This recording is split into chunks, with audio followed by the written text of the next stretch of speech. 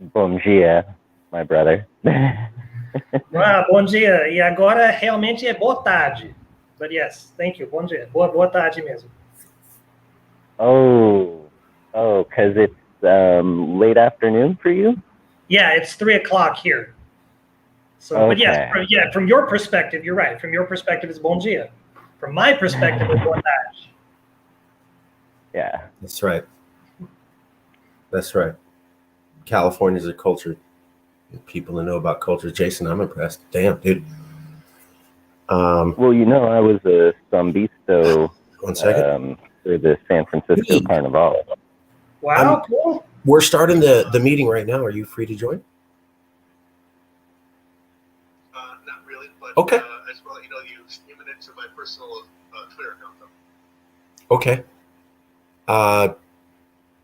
Okay. Let me see if I can. Let me see. Remove. Okay. It should be removed. Can you check? Sorry, technical difficulties. 1 second. I'm going to go ahead and start the show while we work this out.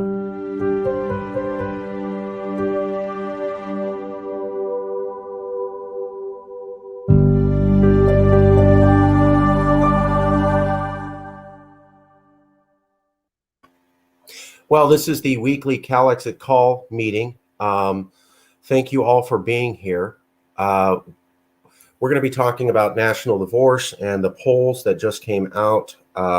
This is the Yes California weekly formal meeting that we have on Sundays. Tuesday at 7 is our informal California time. So we invite you, if you want to have a formal discussion, to come out every Sunday at 11. If you want to have more of a good, relaxed, fun time, but in-depth debate and really going into the weeds about the issues and a little bit of arguing with each other, but a little bit of, fun and good times. That's Tuesday at 7.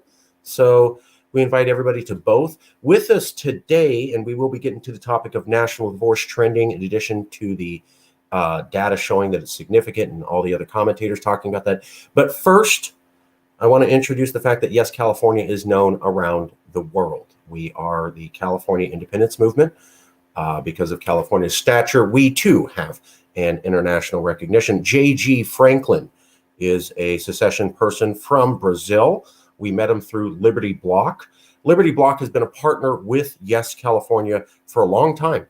And recently they made the news by working with a New Hampshire politician to get the topic of secession into the governance structure there. So they're actually going to vote on it.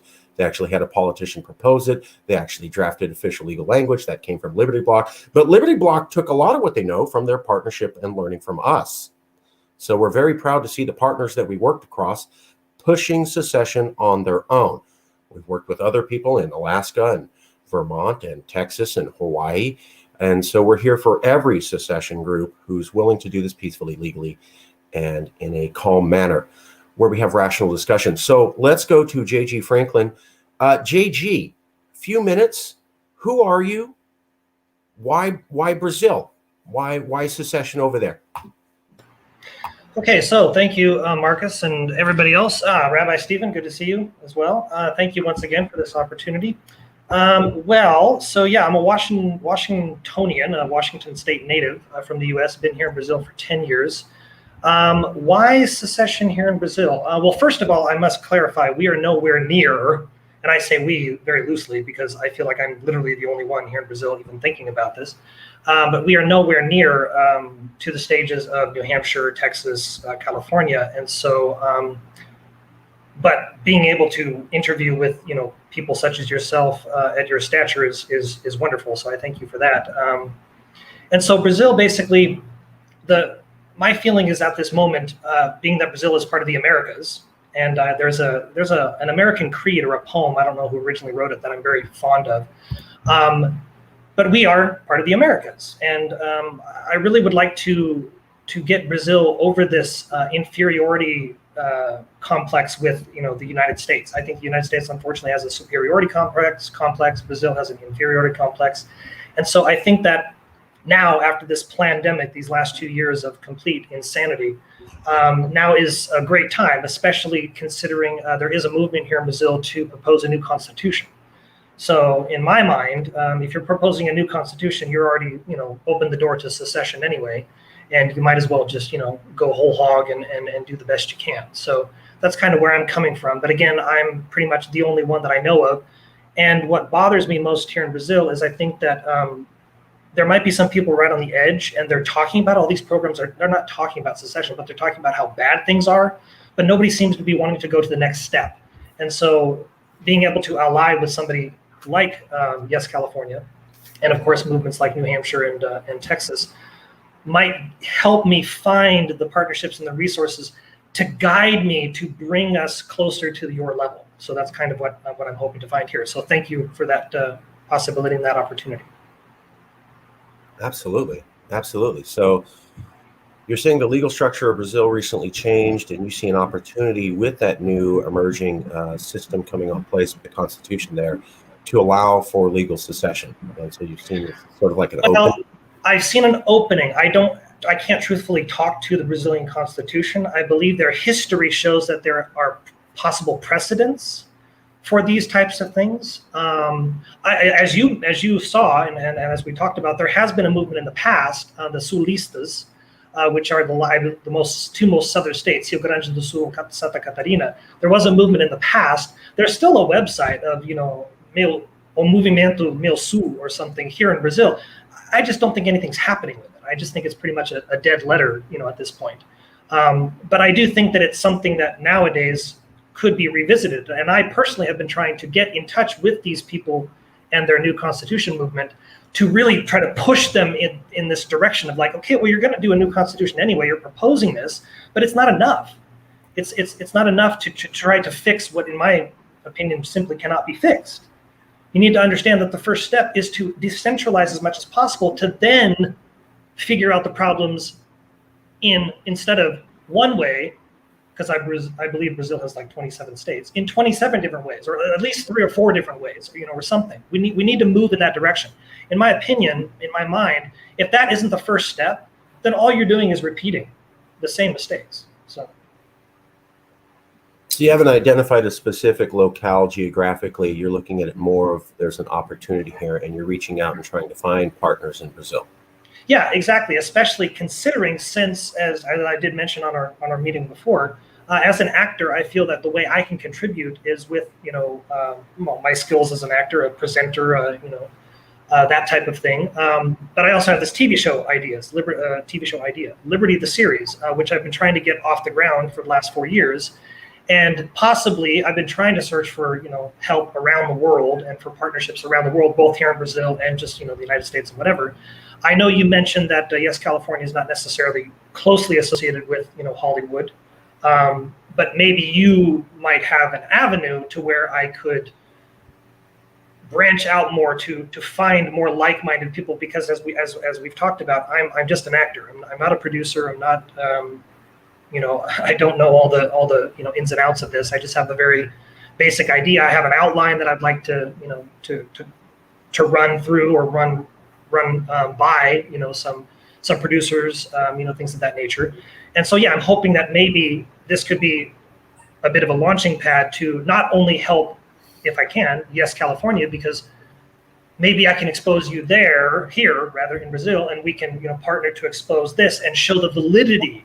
Because this is not just a homegrown thing. No, this is an international concept, especially in the Americas, going back to that American creed, right? We are the Americans. Okay, we're not the same. We're Brazilians, we're Californians, we're Washington, whatever, but we are of the Americas. And that American creed is all about, liberty and, responsibility and self-determination and things like that. And that's a universal thing. So. Absolutely. And, we have partners in Russia and India, and we were covered by the news in Japan and China and France and England, and the people of Scotland really like us, and we follow other groups. So we really like international connections. We interviewed an independence movement out of South Africa recently. So we like to say that if you're committed to independence the right way, then we're a friend, and we'd like to talk to you. And we absolutely agree that this is a regional topic, and that everybody needs to do it. And in the interview that you and I did with the rabbi, we talked about how the more reasonable people are seen discussing this, the more legitimate the topic becomes. So you're a reasonable person, you talk about it. I'm a reasonable person, I talk about it. More reasonable people talking about it, the more we get acceptance for everybody. So it really doesn't matter where our movements are. It's that if we have people speaking English who sound reasonable, then this is less crazy and more doable. And one of the biggest things that's been against our movement is that they would call us crazy and then never actually talk to us. So it's really easy to call someone insane when you can just say that, make things up, and never look at their material or actually ask them for clarifications. You know, kind of a straw man and a voodoo doll, you just stick things at it and then it holds into. So not a whole lot of things to do there. Hey, Lewis, we got a guy from Brazil. You're from another country. Do you want to say hi so we can show the international range? Well, I'm not from another country. I simply happen to be located in another country. Right. Important distinction for the bloggers out there who consider themselves journalists who would take that expression you used, use it against us. I apologize. That was my mistake. I do extend greetings to our colleagues in Brazil. Thank you. J.G. Franklin wants to launch a freedom network where people who promote secession from multiple states and multiple countries could go on to talk about the right of freedom. I told him that we were interested. Lewis, does that sound like something you might be interested in, participating in a freedom network, somewhat of a conservative viewpoint, but also talking about the legitimacy of independent self-determination? JG, am I getting this wrong? No, generally that's it. I mean, I have, of course, my TV series, which if you all were interested in at least checking out, kind of what the basis of that is, it's just www.libertytheseries.wixsite.com/libertytheseries, just so that it's out there and everybody can view it on their own time and get an idea. No, that's basically the format. I had originally, as an actor, proposed some sort of fictional series, right? Thinking I could have a lead part, whatever. But then as the pandemic got underway, the plandemic, I prefer to call it, got underway. I'm sorry. I gotta stop you there. We don't talk about that here. You can have whatever opinion you want. Okay, I apologize. We're not, just because YouTube will cut us off silly. So we are not taking a stance on the pandemic. We're not even talking about it. People are welcome to have their opinions, but we take no stance at all here. Okay, YouTube? Okay, YouTube? I think he didn't mention the pandemic. He mentioned the plandemic. It's a different thing. We can't talk about That's that. a very No, astute that's the those observation. terms at all. Okay. So anyway, in the last couple of years, since things have drastically changed, I've decided that a fictional series is not necessarily the best way to go because it just further pollutes the environment with the just the dystopian image, right? That I don't want to promote. I don't want to be in that vicious cycle, right? Because that just leads to more depression and more bad energy. So my TV series is much more about this idea of bringing together real world people, such as Yes California, such as Tom Woods, such as Dave Champion, such as New Hampshire, whatever, in a format that says, look, no, this is a real thing. This is a real topic. It's not fringe. Right? As that poll shows, this is a real thing. People are really considering it. We need to really sit down and talk about it frankly, honestly, objectively. And how can we facilitate each other's exits out of this pendulum paradigm? So that's you're basically right on there, Marcus. We're showing off your website now. Is there something you'd like us to see? I see that. Well, I do have a trailer. There's what I call a trailer. It's kind of a long trailer. I've had it critiqued as being very boring and very long. But anyway, it basically says what my message is. The text there as well is very clear about what my message is. It's a poem that I composed. Some quotes. You obviously don't want to watch the whole thing here very long, 10 minutes. But it's something. It's the message that I'm trying to get across, because I think this is the universality of it, the universal or the American creed. The fact that it doesn't matter where we are, these are objective principles, and we should get back to these types of things. So, but thank you for doing that. I appreciate it. So I'm going to post this up. Exercised together by me and. I'm going to post this to everybody so you can see in the private chat here. Good point, Jason. There are ways to phrase it. I just want to stay away. And Lewis is right, and JG is right. And we should be able to discuss things. Unfortunately, we're already fighting for a very radical topic. And No, exactly. we already get shadow banned on that alone. And it's just, I agree with you guys. It just, trying to do what I can. So if you go to private chat, you can see that. I'm also posting it in comments. Here's JG's, here's the video, and here's the website. It's called, and I'm going to post this up in the banners.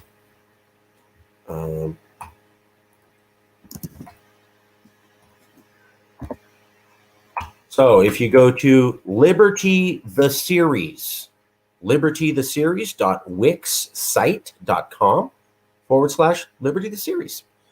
You can go and see this, or you just type in libertytheseries.wix site, and it all comes up. It's in Portuguese, but you can Google will automatically make that in the language that works for you. We are interested. Actually, sorry, I don't mean to interrupt. Actually, there are Portuguese texts, and then most of it's English, though. So, but yes. Jason says, obrigado. Janad. Okay, awesome. I love people speaking Latin. All right, so JG, what do you think? Oh, and Rabbi, I wanted to ask you if we could get a link to the video interview that JG and you and I did.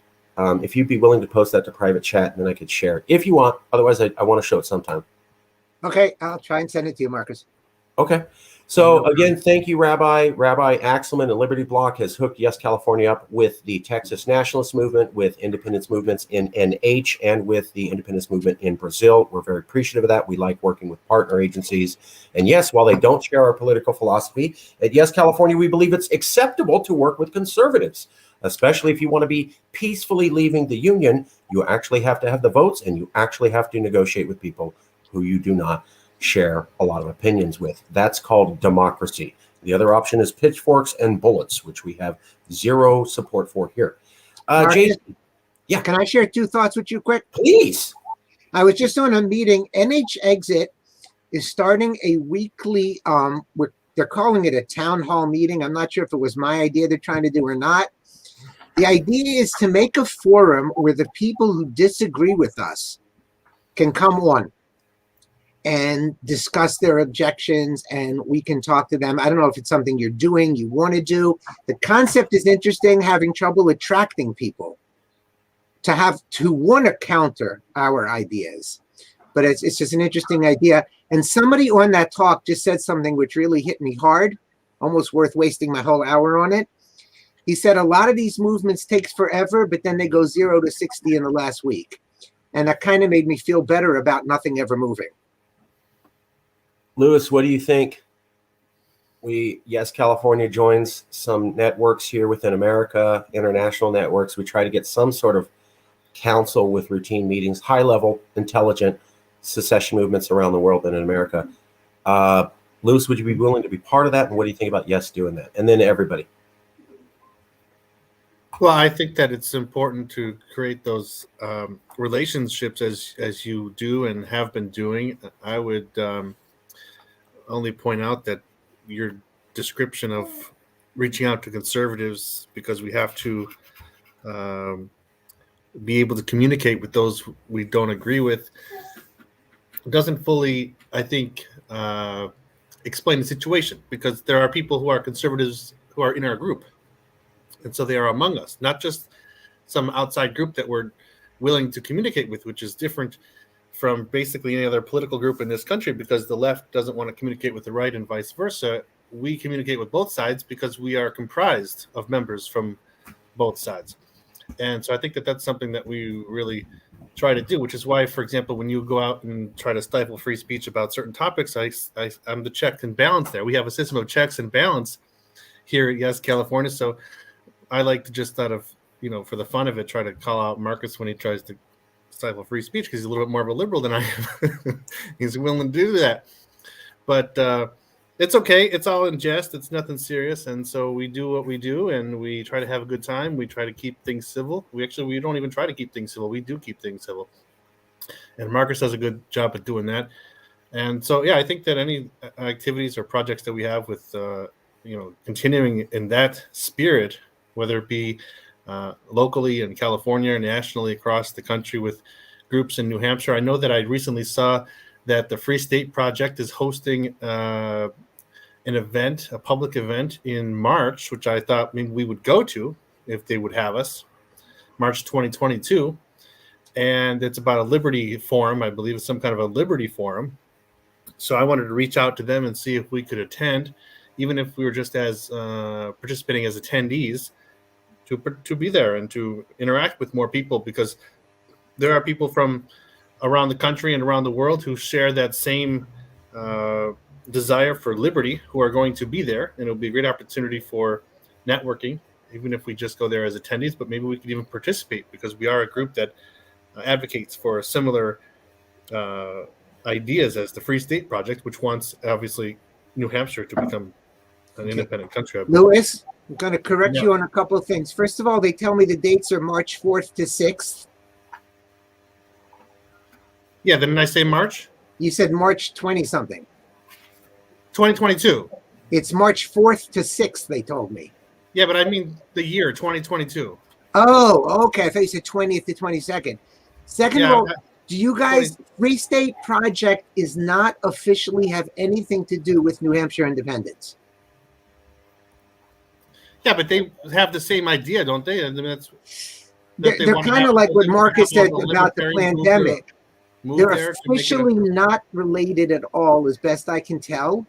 But if you guys want somebody from the Liberty Forum to come on a Sunday and talk about it, I probably can make that happen. Sounds good to me. Yeah, I mean, because I'm going to try and go. I literally just put it on my calendar. Okay, well, I just saw the flyer and I thought that, hey, these people are, as I understand, the Liberty Project, the Free State Project, they want all the libertarians to move there, right? Right, but they don't necessarily fight for independence. It's two separate movements with a lot of crossover, like you've seen in a lot of these other groups. Okay. So officially, they don't work for independence. But I think it would be really, I don't know that much about the Liberty Forum other than I want to go this year. They just told me it's not the same as PorcFest, but I don't know the details. Let me get on the horn with some people and see if somebody who does know will come on a Sunday, if that works for you, Marcus. That's great. Also, we have the show at Tuesday at 7, and also we'll meet anytime. Mark, is 7 o'clock by you is 10 o'clock by me. Forget it. Then any time that works. Okay, I'm going to see if we get somebody on a Sunday. We'll meet anytime. We love meeting new people. No problem. Louis loves it. And I get what Louis is saying, is that because there's also independence movements here that go, oh, we're not technically for that, but all of our members talk about that. So, okay, yeah, it's the Free State Project. Exactly. They don't technically push for secession. They just talk about we don't need anybody and we can be independent from the federal government. But we didn't say secession. Okay, yeah, played that game before. I get it. I'll play along. Okay, you didn't say secession. You just said ignore everybody and create an island in the sky, independent from all ties. Totally different. Okay. No offense. We have the same thing here. We interviewed 10 candidates for governor, and they were all like, I am against secession. I am an American and I support being part of America. And I go, okay, so California being independent is bad? And they go, no. We should have our own food, water, power, telephone structure, airplane regulations, all of our own everything, and not need anything from America. I just said I wanted to be part of America. Okay, well, that's basically a separate country, infrastructure. Marcus, Mr. Franklin's from Brazil, right? Yes. Yes. Well, he's an American. I live here in Brazil. I'm actually from Washington State. Yeah. Okay, well, the Brazilians are Americans. The Ecuadorians are Americans. The Mexicans exactly. Are Americans. So exactly. If California secedes from the Union, they still are Americans. Exactly. See, this is what I love about this. This is the American creed. It's beautiful. It's exactly that. I mean, we can still be America, the landmass, but we can be independent, states, as the United States actually has always been. Brazil has never had that history. But I think this current, how did you phrase it? Let's see, or Jason, the current medical situation, demands that Brazil do this now? And my big point is what I'm trying to do here in Brazil, as nobody else seems to really be doing it, is to try to bring this conversation to the fore and say, look, you guys can be Brazilians. If 3/4 of Brazil wants to remain Brazil, fine. But what if 2 or 3 states don't want to be Brazil? Okay, well let's do that. We're not saying there can't be a Brazil, but why does it have to be this Brazil? Right? This Brazil's not working. This Brazil's garbage in many ways. I mean, it's a beautiful country. Naturally, it's a fantastic, it's a paradise. But politically, it's horrible, right? It's not much better than anywhere else, or no, maybe not much worse. Well, except for Australia, maybe, I guess. But that's where we're going. And so I want to prevent that. My daughter is dual citizens. She's Brazilian and from the United States, right? And so I want her to not be in a worse situation 10 years from now. And Louis, you also have a daughter that you're also trying to get dual citizenship for? Well, actually, I have a daughter, but she already is a dual citizen of the United States and Russia.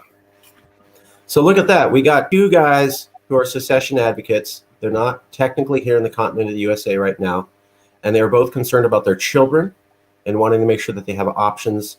And they're both trying to have their child have multiple citizenship. That doesn't sound like you want to isolate yourself. It sounds like you want to be a better connected world citizen, and you're just making sure there's options for yourself and your progeny. I totally get that. Need to point out, we are having a real life talk about peaceful legal secession where we have joined 3 continents together.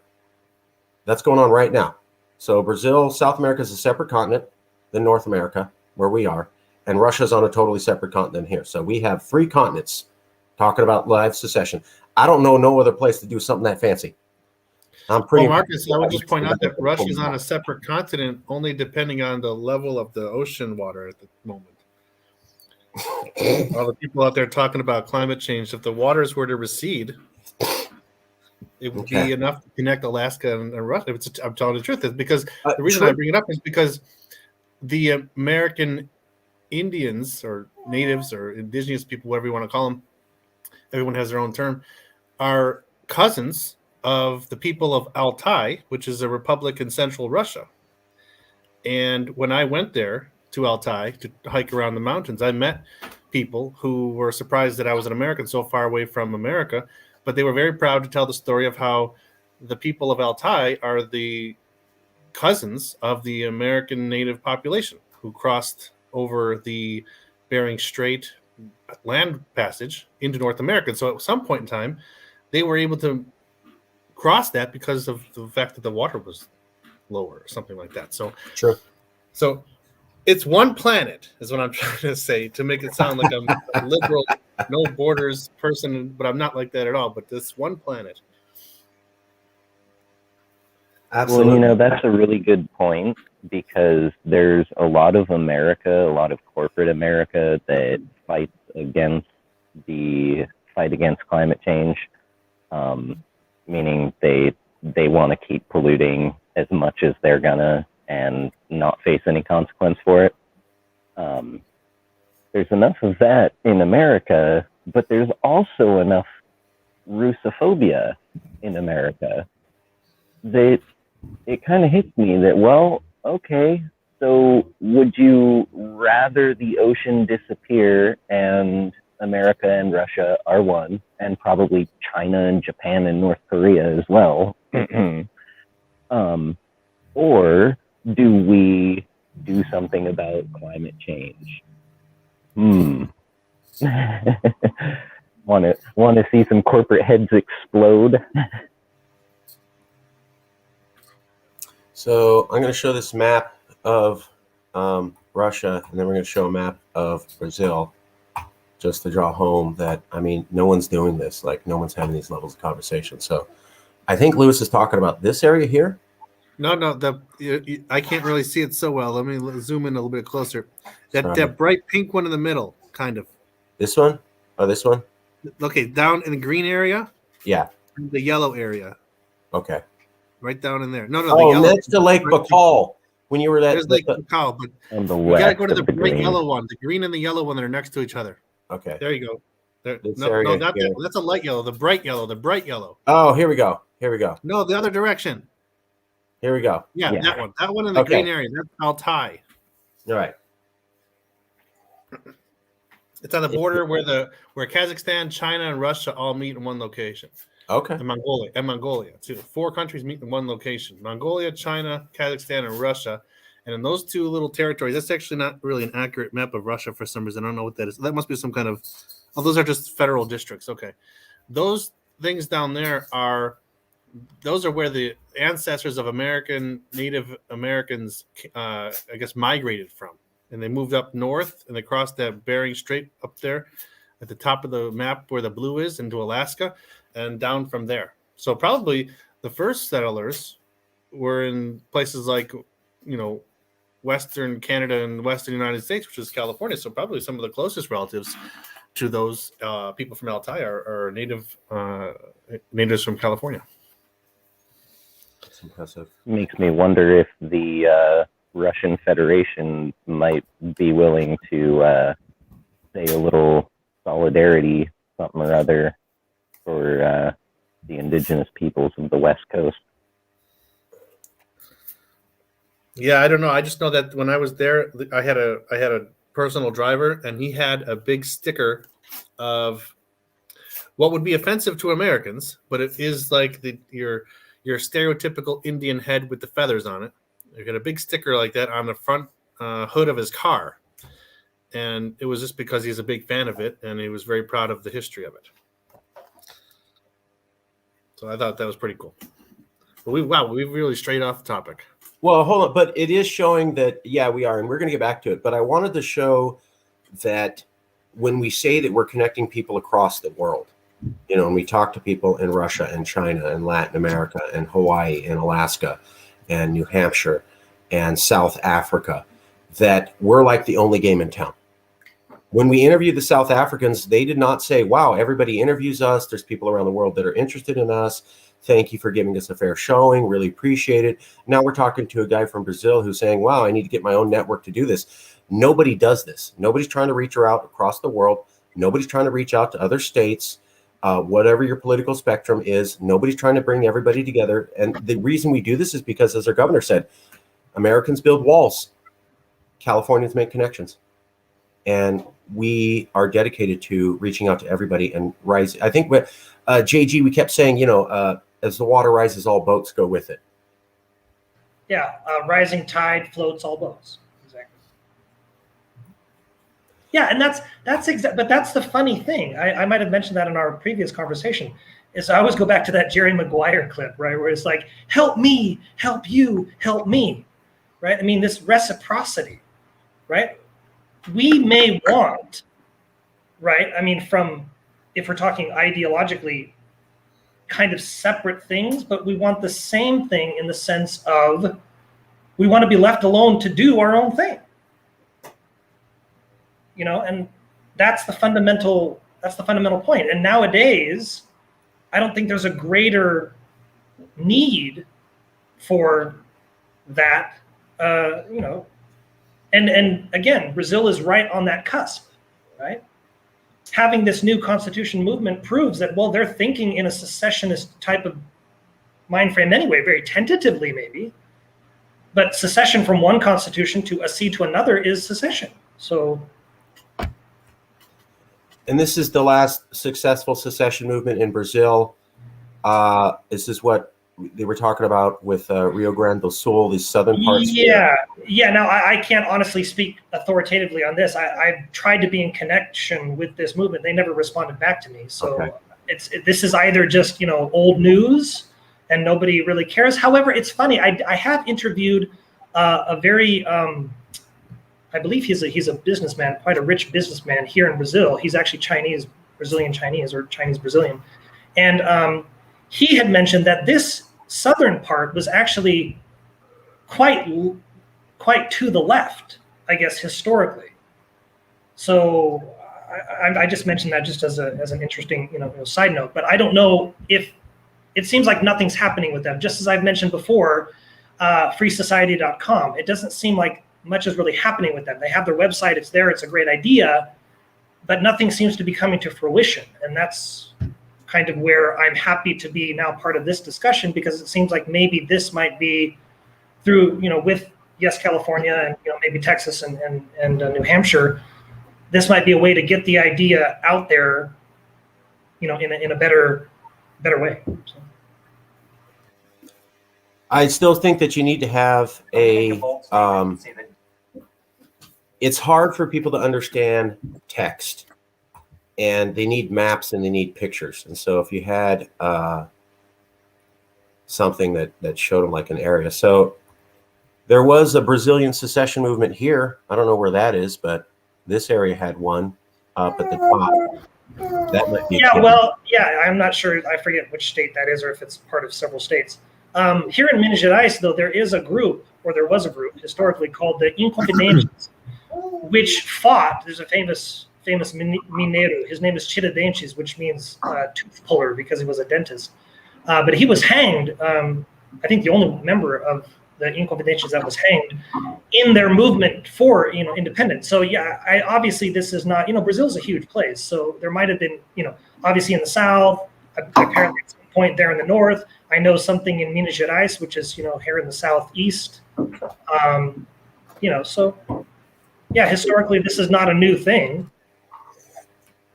I'm just saying it's up to you. You're in the area, but we found if you can find a place with a historical precedent, like Texas and California had historical precedents for independence. And so when we talked to people about independence, there was something to get to for them, their brain to be able to catch the topic, because they couldn't argue, oh, that's ridiculous. We can go, well, it's already happened, right? So, right. And Texas and California had that. Vermont, too, the same thing. New Hampshire, too. So Vermont was able to point out that they were independent for like 10 years. New Hampshire was able to point out that they met with the English to secede from America. Texas, 10-year independence. California, a decade too. So it's your call, but maybe these areas here, this Cabanos, the Bahian Republic, and the Rio Grande's Republic down here, if you can get into one of these areas, you might be able to, connect emotionally. Yeah, it would probably be a smart idea for me to try to find at least whether or not. I mean, okay, so there are two parts to that. It looks like I should do a little bit more research into the history to find out what some precedents are. Okay, that would be good. But then to find out if anything at any level is alive anywhere, that's what I'm in doubt of. I mean, finding the precedent would probably be not too difficult. But then finding if there's any, because it feels like to me anyway, I could obviously be wrong, that this is not something most people are talking about. I'm introducing this as a gringo, right? Somebody outside the whatever, and very few people seem to be interested. And as I mentioned before, it seems like it just seems like they're not willing to talk about it. They get to that level, but then they don't want to go any further, it seems. We've seen that. Before we move on, anybody else want to comment on Brazil independence, what we're talking about, etc.? Can I show a screen for a second? Yeah. I've never done this before, so on this particular platform, so let me try it. I wanted to show something I thought was interesting, because not that it's realistic, but I still want to show it because I think it's interesting. But let me see. You should have all the tools I have. Okay. So in theory, you're supposed to be able to. Okay, can you see the map? It's coming. There it is. Yep. Yes, that is the Pangea continent, supercontinent, with modern-day country borders on it. And maybe you could have a unification with the countries in the Western South Africa. And that would be to go back in history a long way. And you would have Namibia, because the reason I brought this up was I saw the map that you had kind of colored in the area in the south here of Brazil, and I was like, that seems like it matches pretty closely to Namibia in Africa, where it was connected geographically speaking. Now, of course, this is not a serious proposition, so I'm not saying to do this seriously, but I think that's really interesting because, I mean, look at your real neighbors. I mean, people think of Brazil having neighbors only to the west, but Brazil has historical and I believe Angola speaks Portuguese. they were a Portuguese colony. That's true. That's true. Yeah. So we go way back. If we go look at California, though, we're out there on the West Coast anyway by ourselves, so we can secede and do our thing and not bother anybody. And that's Pangea. Wow, I've never seen that before. I've never. Yeah, It fits so neatly. This is one of my favorite maps to look at because it's like really, I think it really shows perspective of the planet and our history. Because that, we look at the map today and the people forget that the world is changing and will change, and in another 100 million years or so, this all is going to be, California and Japan are going to be together or something like that over here. It's going to move in this direction over here. So right, and I think it also highlights this idea of why can't we all just get along? I mean, all we're saying is that do your own thing. None of us seem to have a problem with that, independent of the fact that we may or may not be on either side of whatever this left right type of thing is. But that's the thing, do your own thing. That's what liberty is. exactly. Right? Of course, it's freedom with responsibility. I have a tattoo on my back composed of 2 quotes, and one of them is Thomas Jefferson, I believe, but then Dave Champion kind of surmised him or summarized him, being that liberty is freedom constrained only by our obligation to respect the equal rights of others. That's all it is. Mm-hmm. Do your own thing, but just don't, as is going around so commonly, don't hurt people and don't take their stuff. Let me ask you real quick, because this is going to get a lot of people to have an opinion. What is your stance on self-determination? So we kind of believe that the UN Charter says everybody has to agree to self-determination. If you signed that UN Charter, that is a treaty. Treaties trump domestic law. So if you are a member of the UN, you as a country have said everyone has the right for self-determination, which international law is routinely defined as the people being able to break away if they so believe that works. What's your stance on self-determination in the UN Charter and the legal ramifications of that for any country that has tied themselves to that legal system of laws? Are you asking me? Yes. Yes. Okay. So I see I think the basic answer is, okay, if the UN treaty, right, assuming like Lysander Spooner, that everybody went into it with true informed consent, okay, then that's fine. And if one of the platforms or one of the planks is self-determination, meaning you have retained the sovereignty and you can leave at any time, then I agree with that whole thing 100%. I'm in doubt whether or not the UN really is that or means that or has that intent, because it seems to me in practice the UN is something I want to be as far away from as possible. Thoughts, feelings, everybody? This is open discussion. There's no this or that. We talk about that a lot. Here's another perspective from an intelligent person in another country. Well, I've got several things. Let me piecemeal this out. I'll start with the most recent. I'll say the UN. I know a lot of people have a lot of misgivings about the UN, mainly because they say a lot of really good things on paper, and what they end up achieving and doing is a lot less. And I think most people who pay attention to the UN hope that the UN would do more. So I get why a lot of people kind of lose faith and confidence in them.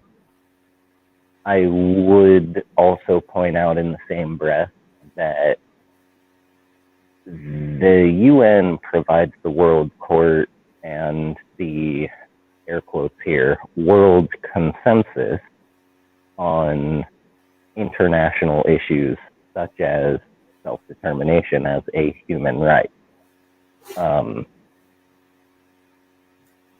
If a nation is not part of the UN, their people, though self-determination is a human right, their people might not be able to pursue it because their nation is not a part of the world court system that would hold them accountable for undermining a people's movement towards self-determination.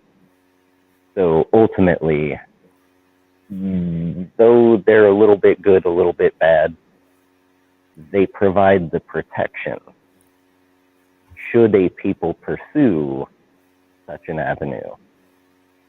That protection will be there. As far as Brazil in general, I would strongly suggest to you, when you're looking into kind of the social issues and what might get people motivated. I know the favelas, I believe that's Sao Paulo.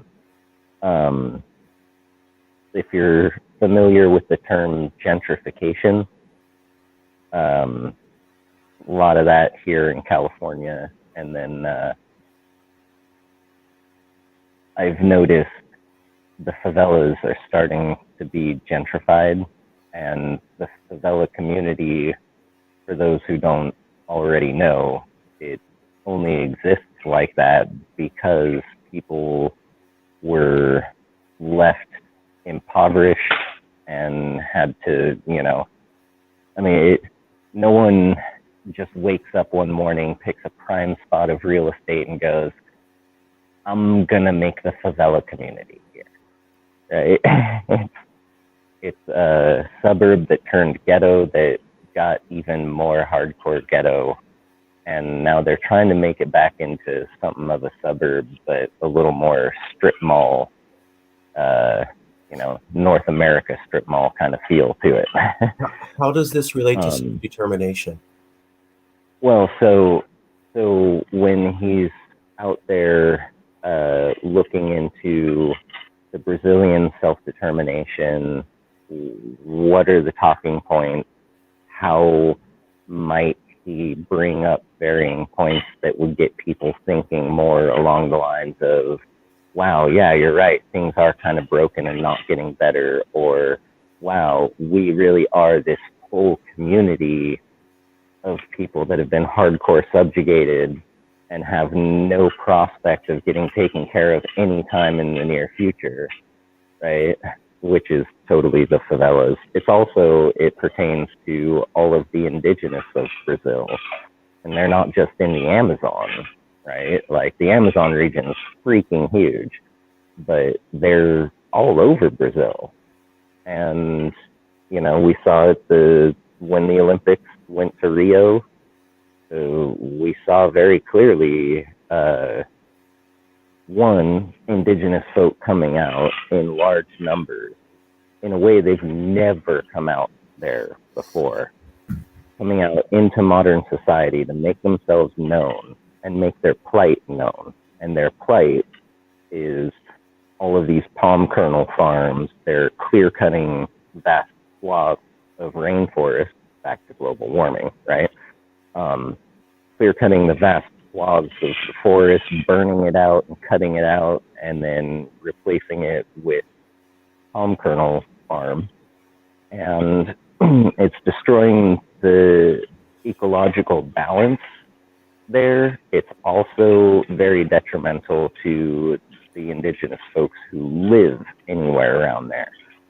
And then there's a lot of Brazil that, they see people who are indigenous Brazilians as Brazilians. They are Brazilians too. Maybe they don't live the way we live, and maybe they don't partake in our government the way that we do, but it doesn't mean they're not Brazilian. It doesn't mean they're not human. It doesn't mean that they should, all just perish or suffer just so that some company can make some money. I hear you. If you could sink in the point there, self-determination. Yeah, so these are the talking points for self-determination for Brazil. Talking points for self-determination for Brazil. You find these hotspot areas in your society where people are subjugated, people are different, right? People are very much an other to the main majority establishment. Once you figure out who that is, you start really, like, you open up that line of communication, you become friends, and if you're not friends, you at least have a good working relationship, right? Pick their brains, listen to the people. When you just ask them, what are the 3 things that irk you the most, that bug you the most, the things that, like, I know, just as a frivolous example, I know most Brazilians would be up in arms if Carnival was, like, outlawed, right? So if Carnival was about to be outlawed, I'm sure that you would hear from most of the people that you talk to, hey, we don't want Carnival outlawed. We want to keep it going. And then you can say, okay, this, having heard it from the majority of people, some other issues come up, but the one constant is this: Carnival is about to be canceled. Then that's the thing that you pick and you go hardcore. For California, we've got, our economy, we've got the schools, the healthcare, the fires, right? Our land care system, or lack thereof. So for Brazil, right, you've got the deforestation, how it affects indigenous folk. You've got the gentrification of the favelas, and also when you go on that one, don't be afraid to bring up, they're gentrifying the favela community, but they're also unwilling to help the people who are there. They just want those people gone so they can tear everything down and build high-rise condos and sell them for $1 million, right? Okay. Right. Speaking to that point, I don't know how do I want to say this. Okay, yeah. So I don't necessarily want to reinvent the wheel, because I can't. I'm just one guy. But I am in contact, or trying to get in contact, with an organization here called Brasil Paralelo, which is very connected with all of that, about divulging the truth of those things. And I will continue to try to knock on their door and try to get my foot in the door with them. Yeah, I mean, that's I think what you're saying is valid. I just don't know that. Obviously, I can't necessarily do it. I need to find somebody who's already done all that and already made those connections, and try to help them open that up even more, I think. Okay. All right. Well, it's a good discussion. Good discussion. Really appreciate it. We're going to move on to the next section because we got everybody here, so I want to cover some of the big news. First, I just want to point out, so David Huff, I don't know who you are. Will Soviet Russia join California? Maybe you don't mean anything by that, but I just want to point out Soviet Russia isn't a real thing. And if you're trying to tie Yes California to Russia, sir, with slander, maybe you're not, maybe you are, I'd ask you to give an opinion. And my question to you is, sir, did you see the Mueller report, the Senate Select Intelligence Committee report, the House Select Intelligence Committee report, the Fair Political Practices Commission report, all of which excused all rumors against Yes California and said they were baseless and garbage? That's my question to you, to David Huff. So if you're asking us about our connections to Soviet Russia, my question to you is, are you aware that 3 separate investigations said that all that rumor mill is total garbage? And are you aware that you're continuing to, spread information that was disproven? Do you know the facts, sir? Or are you just into fake news? So David Huff, that's a question for you. Please feel free to comment. Also, I'll bring you on the show. You can answer. So we're not afraid to talk about this, but please answer a question.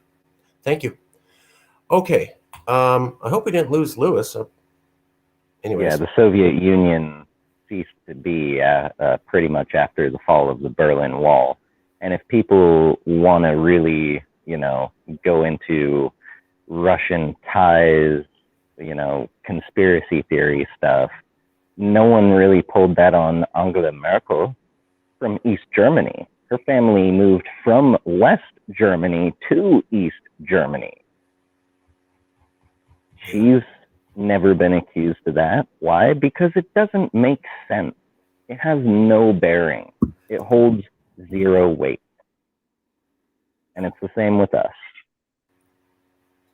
Yeah, so that's okay. Damn, I was hoping not to lose Lewis. 1 second here.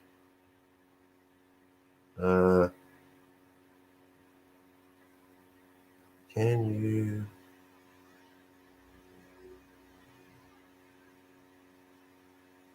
One second. Okay, let's get to the main event. So, national divorce is all over the place right now. So let's, so this is trending, is national divorce. I made a video about that, but let's cover some of the basics that we're talking about. So I'm going to go to show you all a couple of different slides, share screen. Okay, so the first one is I want to show, here's the Zogby report. And this is Zogby polling. It's kind of a conservative site. They do polling. And their episode this week is, Can American Democracy Work Anymore? So Zogby polling predicted the elections, I think, a couple of years ago. They're well known. They constantly cover different elections across America. And they're just asking that it seems like America's not going to be able to pass the infrastructure bill, that it totally failed, and that Joe Biden isn't really trying to make it happen. And so it appears to be so bad that they're not going to be able to pass that infrastructure bill, and especially with the additions that progressives were pushing for, that they're asking, like, is America functional anymore? Like, does it work? These are people who've covered the federal government for years and years. Let's take another look. Here's another show called Breaking Points. And this is kind of a liberal show. Again, the opposite of Zogby. Let's take a look real quick. Where he finds himself today. And that is a very ugly place in terms of heading into midterm elections, and just in terms of, like, forgetting about the politics and the horse race part. It's just a depressing state of affairs, that it doesn't seem to matter who the American people elect. Change election after change election after change election, and you seem to end up always back in the same exact place. So that is progressive and liberal organizations that cover politics both going, wow, it looks like the federal government doesn't work anymore. Now, this is a poll that came out about 3 months ago. It's from Brightline Research. Let me show you the title just to document this. Brightline Research, Still Miles Apart, Americans and the State of U.S. Democracy Half Year. So about June 2021. And one of the things they talked about was secession. So this is about 3 months ago. And they showed that, here we go. It's about 47% of liberals in the West Coast were open to secession. We're looking at about 66% of conservatives here in the South were open for that. So really high percentages here for the South. The next highest percentage is here in the West Coast. So, and here's Texas. So that Texas secession, other Southerners, definitely the top level of enthusiasm for secession in America. But then right after them, here's the West Coast, liberals. So conservatives, liberals, Republicans, Democrats, progressives, Trumpers. Let's secede, let's secede. Now, in between those two things, around September 17th, Sarah Silverman, very famous comedian, said, maybe we should separate. Maybe, I don't know, people aren't getting along, and I mean, this may be a negative thought or maybe a positive one. I don't know. But if people aren't getting along, like in a relationship, they break up, National divorce was therefore trending amongst many conservatives. Here's the actual thing from Sarah Silverman. This may be a negative thought, or maybe a positive one. I don't know. But if people aren't getting along, like in relationship, they break up, So she was backed up by multiple conservatives saying, yes, totally, let's do that. Now, so we have a poll a few months ago. Then we have a comedian saying, let's secede, multiple conservatives joining them. If you type in national divorce, just type in national divorce on Twitter. There's a lot of people discussing it. So poll showing support for divorce, famous people and conservatives, liberals and progressives agreeing on national divorce. And then right after that is this new poll that just came out showing from the University of Virginia Center for Politics, the Sabato department shows support for secession. This was the one showing about 52% amongst Trump supporters for secession. But on top of that, this poll also asked this: I have come to view elected officials from the opposition party as presenting a clear and present danger to American democracy. Biden voters said 80% yes. Trump voters said 84% yes. Republicans or Democrats want to eliminate the influence of progressive or traditional values in American life. 78% Biden, 87% conservatives. I strongly believe the Americans who support the opposition party have become a clear and present danger. 75% Joe Biden and 78% Donald Trump.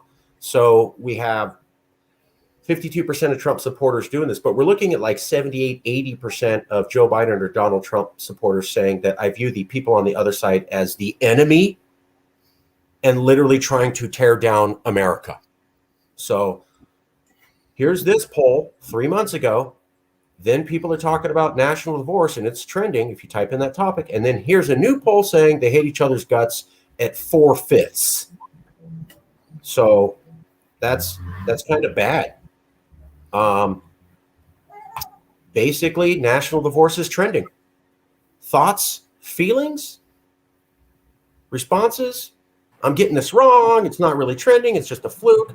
I got a text message from Zogby saying, yeah, you're right. It looks like it's back on the trend again. He covers polls. So we got really big in 2017. You also heard about some Texas secession movement activity when Joe Biden was elected 8 months ago.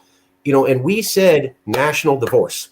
We said peaceful divorce at Yes California in 2018 on Valentine's Day. So we were the first people to popularize that phrase. Here it is, many years later, and the phrase is back in popularity. How'd that happen?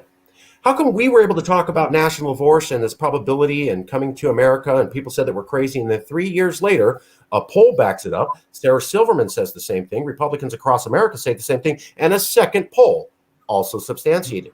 How do we get that right? We either have a time machine or we've been accurately reading the tea leaves and saying things that people just don't want to hear. Which one is more plausible? Yeah, it's the inevitable. I guess you were predicting it early.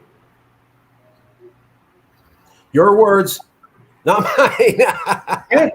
No, I mean this is, I don't really care necessarily who. I mean, it's great on you that you're been, that you're so correct on these things. It's just like, Alex Jones being, correct on, quite a few things, it seems, as time, or this idea of, conspiracy theories are a down payment on the truth.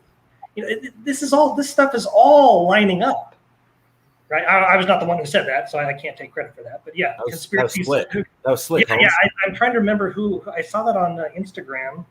I want to give credit to the guy. I just forgot who I saw it from.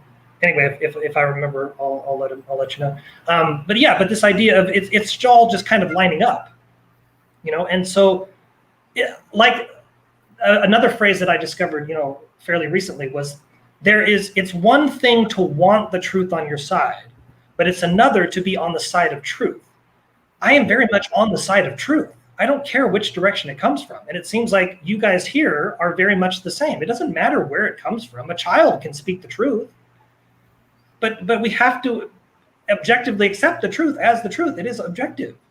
And so let's celebrate that and recognize that. And now, together, in a peaceful way, figure out how we can, do that. Any other comments? I'm going to shut up. That was the big thing I wanted to show. I'm going to shut up. What do people think? Lewis, Silent Mike, Rabbi, Robert, Jason. That's strong coffee. While you're looking at that, I want to show something that we did recently. How much they're going. So we are raising the profile of the discussion.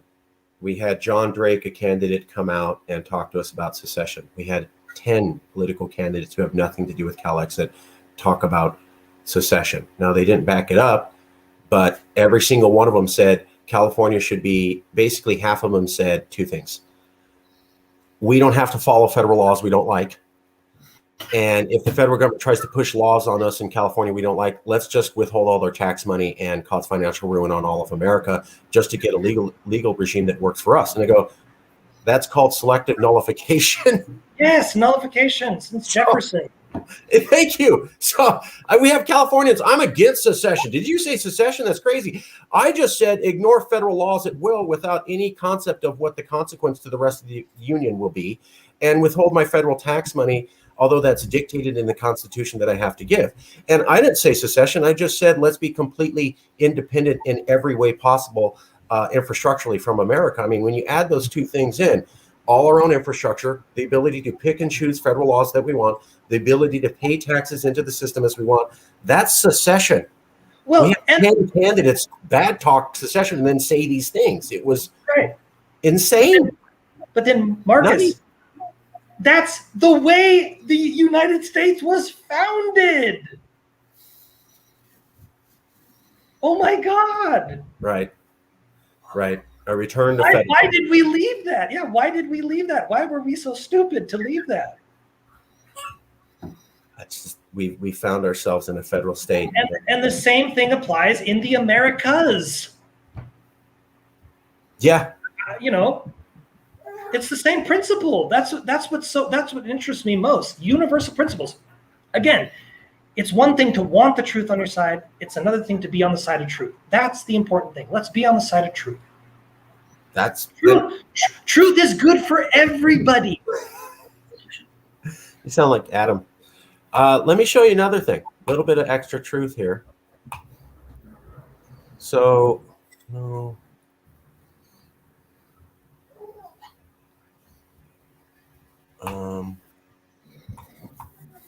No, that's not it. Sorry. I'm trying to show you something that's...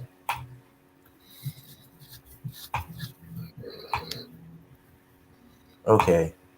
Can everybody see this letter? Minority wags majority in U.S. politics? No, it's a mirror screen. Okay. Yeah, I saw a screen, mirrored screens. Yeah, let me, it should work. Let me see if I can get it to work. There we go. Oh, hold on. I'm sorry. Give me 1 second. Okay, here's another person. Here's another person. Jeannie from Camarillo. I'm in Camarillo, hang out with my family here. And Jeannie writes this article going, Minority Wags, Majority in U.S. Politics. Now, she talks about the recall and Newsom, et cetera, and slams some conservatives. But then she goes on to say, in America, the filibuster makes it impossible to pass any legislation in the Senate without 60 votes unless passed via reconciliation. So the minority party wins. The last 3 presidents, 2 of them were elected without winning the popular vote of the Electoral College, which has a winner-takes-all approach to voting in each state and unequal voting power depending upon where you live. The minority wins again. Each state gets 2 senators, no matter what their population. Thus, California, with 40 million people, gets the same number of senators as South Dakota, with a population of 885,000, and Montana, with a population of 1 million. Because of this appropriation of the Senate and the large number of smaller states that are Republican strongholds, it is very difficult for Democrats to win the majority in the Senate. Once again, the minority wins. That is all of our talking points here at Yes California. We have been saying that for years. California doesn't get fair representation. It's biased against small states. They're going to crowd out our laws. They're going to make it where we don't get to have what we want. So here's Jeannie Lee from Camarillo literally saying our exact same talking points. Now, here's the interesting thing. She talks about, oh, now we have a lot of Republicans here. We have people who back Trump. It's cool. We love you guys. We're all one California. She's talking about minority wags majority. Oh, these bad Republicans, they did this recall, and then here they are screwing up America. And well, she goes, while there may not be much we can do about the Electoral College or filibuster, one thing we can do is change the recall rules here in California. So she ties in Republicans in California, Republicans in other states, and then says, hey, can't really fix any of this stuff like the filibuster or the Senate or the way the presidents are gotten into office. So I'll just focus on some issue here in California that doesn't really fix any of these things. So that's where I found that interesting, because when we talk about secession, people go, you're crazy. Okay, well, here you are pointing out the same things we said. The Constitution bakes in priority for states, not individuals. 35 to 45 states are conservative and do not share California values. They run the Senate and the Supreme Court and the executive, and they can change all your laws and stop everything you want. We've been saying that for 3 years. And here's someone who would probably call us crazy going, oh, well, the solution to that is to not even try to fix it and just accept that it's all screwed up. That's the sane solution, is I recognize these problems, but secession's crazy, so let's not even talk about it. I'll just leave all these problems intact. Is that sane? Yeah. To recognize problems and then say, nah, I'm not even going to try to fix them? Or in fact, we, the intelligent ones, saying these are problems. You do know they are. And we do have to go to that shadow land, because that is the only way free. And for you to say as a rational person, well, I'm just not even going to pursue solutions, that's insanity, ma'am. And so when I look to 10 different candidates who say secession's crazy, but let's be infrastructurally isolated from America and let's pursue nullification and threatening taxes as South Carolina did in 1861. And I see random Californians saying, yeah, America doesn't work for us anymore and the system's baked into the Constitution and we're screwed. But then they're going, secession's crazy. I go, well, who's actually insane? Who? The people who don't realize you recognize you're saying nullification, you're saying secession, but you won't call it that. The people who say America's screwed and we're screwed in California being part of it, but secession's crazy. Or the people who recognize that these issues are not going to go away. They're deleterious and increasing. And the only way free is to literally break out. It's kind of a rhetorical thing. Sorry. So, last thing to show you guys, we're doing very well. We're having the conversation. We're keeping conversations with everybody. The point of Yes California Now is not necessarily to say secession is the only answer, but to raise the profile of the discussion, to make it seem logical. People do this. That's why we loved JG coming. That's why we loved meeting with the South Africans. And that's why we like talking to people in other states, Liberty Block, etc. So we can make it rational. One of the things we did recently was we had a debate. So I'm just going to show this to everybody real quick. This was a debate with candidate Jackie McGowan. And it was okay. It was only a few people. But what was great was we had somebody who's never discussed secession before. $20 million initiative. And she was really picking it apart, going, how are you going to fix this? And how are you going to fix that? And how are you going to fix this? And, you know, we had really good answers. So much so, this is my favorite part. Sorry to find this. Okay, so tax revenue, and would create one of the, I think, the 5th largest national bank on the earth within 2 years of us being able to fund it all on our own. Now, we can't have that national bank as long as we're part of America, because there was a lot of that. A lot of, here's a tough question, maybe you don't have an answer, and then we blew it out of the water because we've been studying this for 5 years and have every fact related. And here's an intelligent person who covers politics and knew absolutely nothing at all. I mean, she worked as a lobbyist in Sacramento. She knows California politics. And everything we were pointing out about the facts was just like, what? Never heard of it before. And there was a lot of this aggressive questioning and then sitting back and just blown away with the answer. So if we have people who cover politics in California and they think it's crazy, but when they come to an actual debate, they go, whoa! I didn't realize you guys had answers for everything. It gives me encouragement. Makes me think all we got to do is get that fair debate. The only reason why we're not bigger is because they lie about us, say that we're Russian spies, and that we're crazy. If they actually debated us, we would win. That's why I don't quit. And so, can I say something? I was hearing the last segment when you were talking about who's insane, really. And one of the counter arguments, got air quotes there because, well, you'll hear why. One of the counter arguments I've got a lot is that it's un-American to be for secession or anything like that. And I, like the good rabbi, our good friend, Mr. Kokesh, and many others, point out that the United States actually was started by 13 colonies of Britain that seceded from the crown. So literally, it is like the epitome of American to seek freedom. And for them, it was by any means necessary. For us, it's, hey, we're all about legal and peaceful. 100% legal, 100% peaceful. If it's not both of those things simultaneously, we will not have it. Partly because California, is very much that way. But also because we live in a modern age. It's not the age of ships and cannons anymore. The age of satellite-guided nuclear weapons. Much scarier. So, maintaining the peaceful and the legal is very important. But aside from the fact that it's literally how America started, it's also, that it can't be un-American. It's so American because the seeking for oneself a freedom from overbearance of government and taxation into poverty. There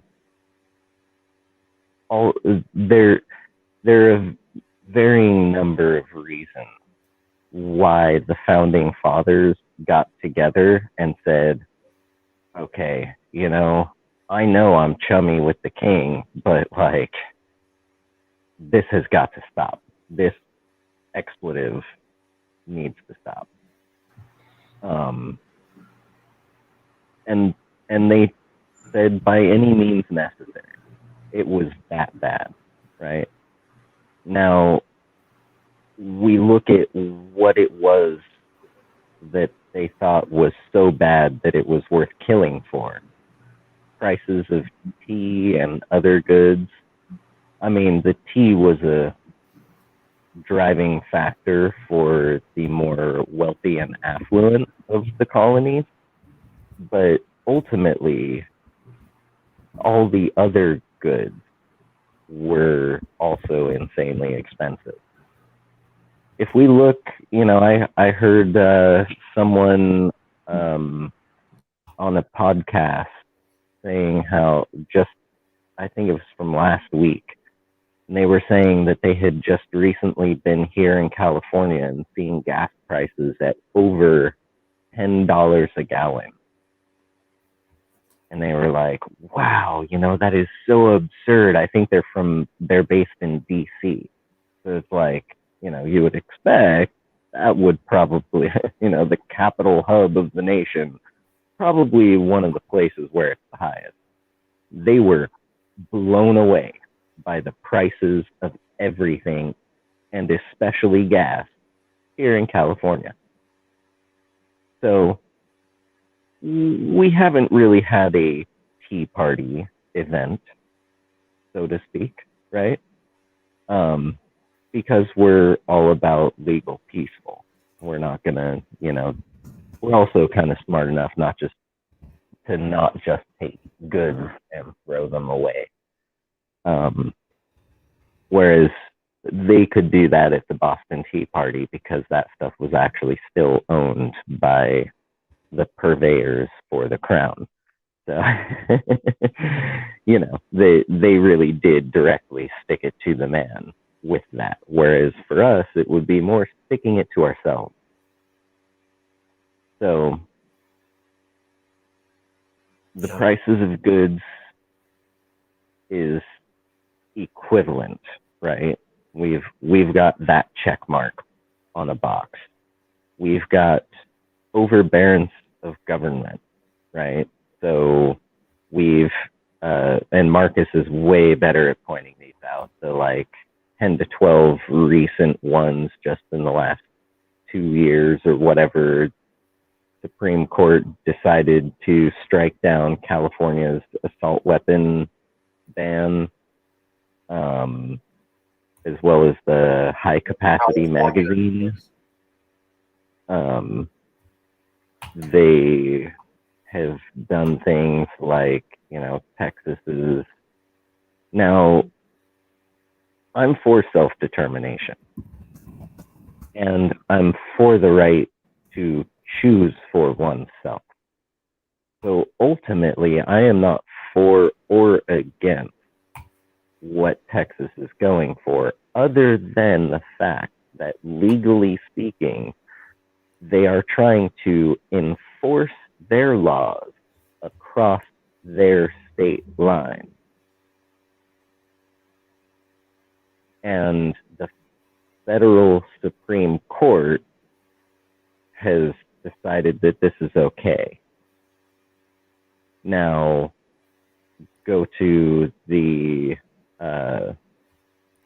Revolutionary War, right? The colonies were subject to all the rules, regulations, and laws of the crown, but they also had their own colonial extra laws that they had to go through, right? Kind of similar to what the United States is today.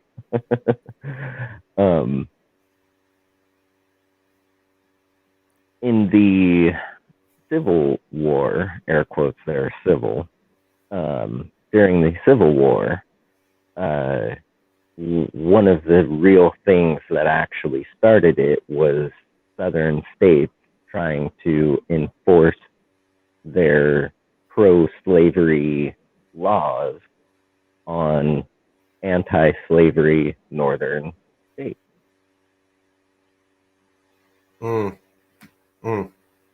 So there's another box that we get a check mark for, right? Interesting. When you start drawing the comparisons with American history and you really delve into what it was that the founding fathers, because not everything that made it onto the Declaration of Independence and the sacred founding documents is what they wanted. They wanted a lot more than that. What's on the paper is what they could all agree on.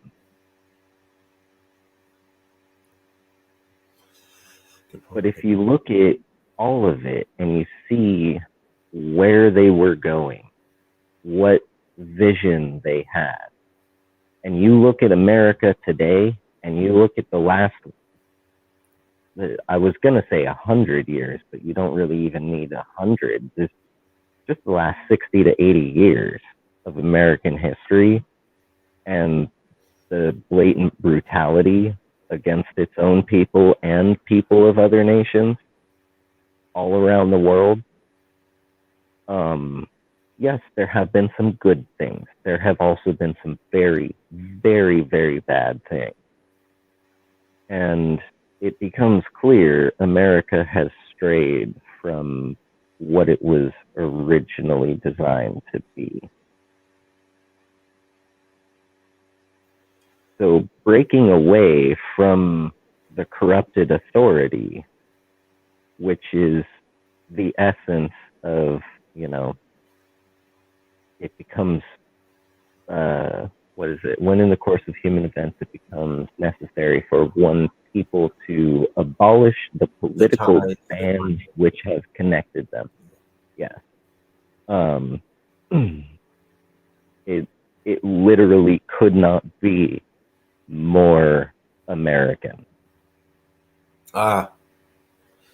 Real quick, just need to let people know. So some people were asking about our stance on Northern Mexico independence. I tell you what, come on the show and we'll talk about it. So we don't really do the, hey, I'm making a little comment. Can I get a shout out to my group? Come on the show. I posted my email. You want us to talk about Northern Mexico independence? We're certainly willing to do that. Come on the show. Baja did it. So Baja is part of Mexico. They wanted to be independent. We love them. We work with them, but they came on the show. So that's how it works. You want to get in the conversation? You got to show up. I'll leave it there. Please contact us. Yeah, and as the chair for the International Outreach Committee, if I can do it, let's see how many international groups that we've made connections with over the years. Scotland, Catalonia, Baja, Puerto Rico, South Africa, Cape, Bougainville in Ethiopia, Bougainville, Gardenia, Tigray, also currently in Ethiopia. Both Palestine and Israel, and people on both sides of the spectrum as far as, where they stand from both sides. We've got Hong Kong, Papua New Guinea, Fiji. We've got contacts with India, Iran, well, the people of India, Iran. Oh my goodness. Did I say Catalonia already? We did an interview with Catalonia, and I think we got an interview with, we at least made contact with New Caledonia. And yes, and New Caledonia. Get them to come on. So yeah, a lot of people. Hey brother, I want to wrap up the show in the next 5 minutes. So a couple more comments, and then we're gonna go to the last little thing, and then we'll move on.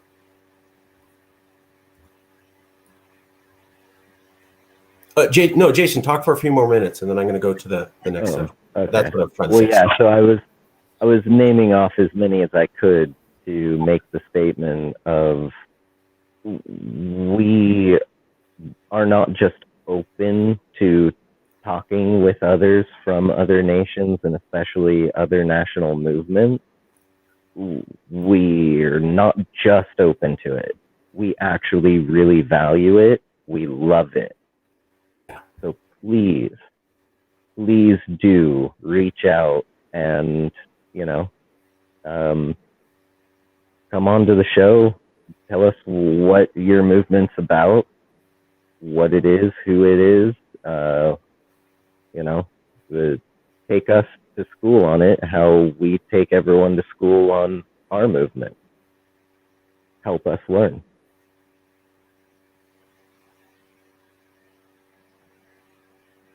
And, when we all share the knowledge like this and we all talk about each other's movements, it makes ripples around the world. And eventually, there are fine points, ins and outs, as far as, some secessionist or independence movements, self-determination movements, autonomous movements. Some do not do the 100% legal and peaceful route. So because we have that stance as an organization and a movement, do have to be careful to not really openly endorse those who would seek violence. We always promote sane, rational, peaceful, logical, legal thinking. And we really believe that there is a way where folks like us all around the world who have this desire, this, wanting for freedom, we really can do it if we do it right. And one of the surefire ways that we can get it going for, the world over is by all learning about each other, talking to each other. It's not quite a global community, but let's kind of create a semblance of global community. That's the whole And point. I believe that's one of the things that, the good Rabbi Axelman has done with a lot of his outreach. And, I saw the Pork Fest videos. I wish I could have attended live through video stream as well. I know, only one slot. But, my step-grandfather, Richard, was the owner and purveyor of Epsom Antiques and Gardens in New Hampshire. So I've got great love for him. But I know Rabbi Axelman with Pork Fest had a huge impact, and American mainstream media tried to not talk about it, but internationally it made ripple. So it's a case study, right? It's a proofing of the pudding, if you will, that this really is a sound method to get your message out and to garner support. And one of the other things we've noticed on that end is that any independence type movement that's breaking away from an oppressor, well, they're an oppressor, right? So we don't really expect that they will be 100% awesome and hunky-dory and logical. That's why it's pertinent to garner international support and international focus ahead of time. When the world's eyes and ears are tuned to you, your people, your cause, boom, that's when you do it. But that means having everything together and ready to rock and roll. Basically sitting there at the starting line, waiting for that starting gun to sound. Okay. Thank you. Okay. Want to show you two more things. Please check out these videos. All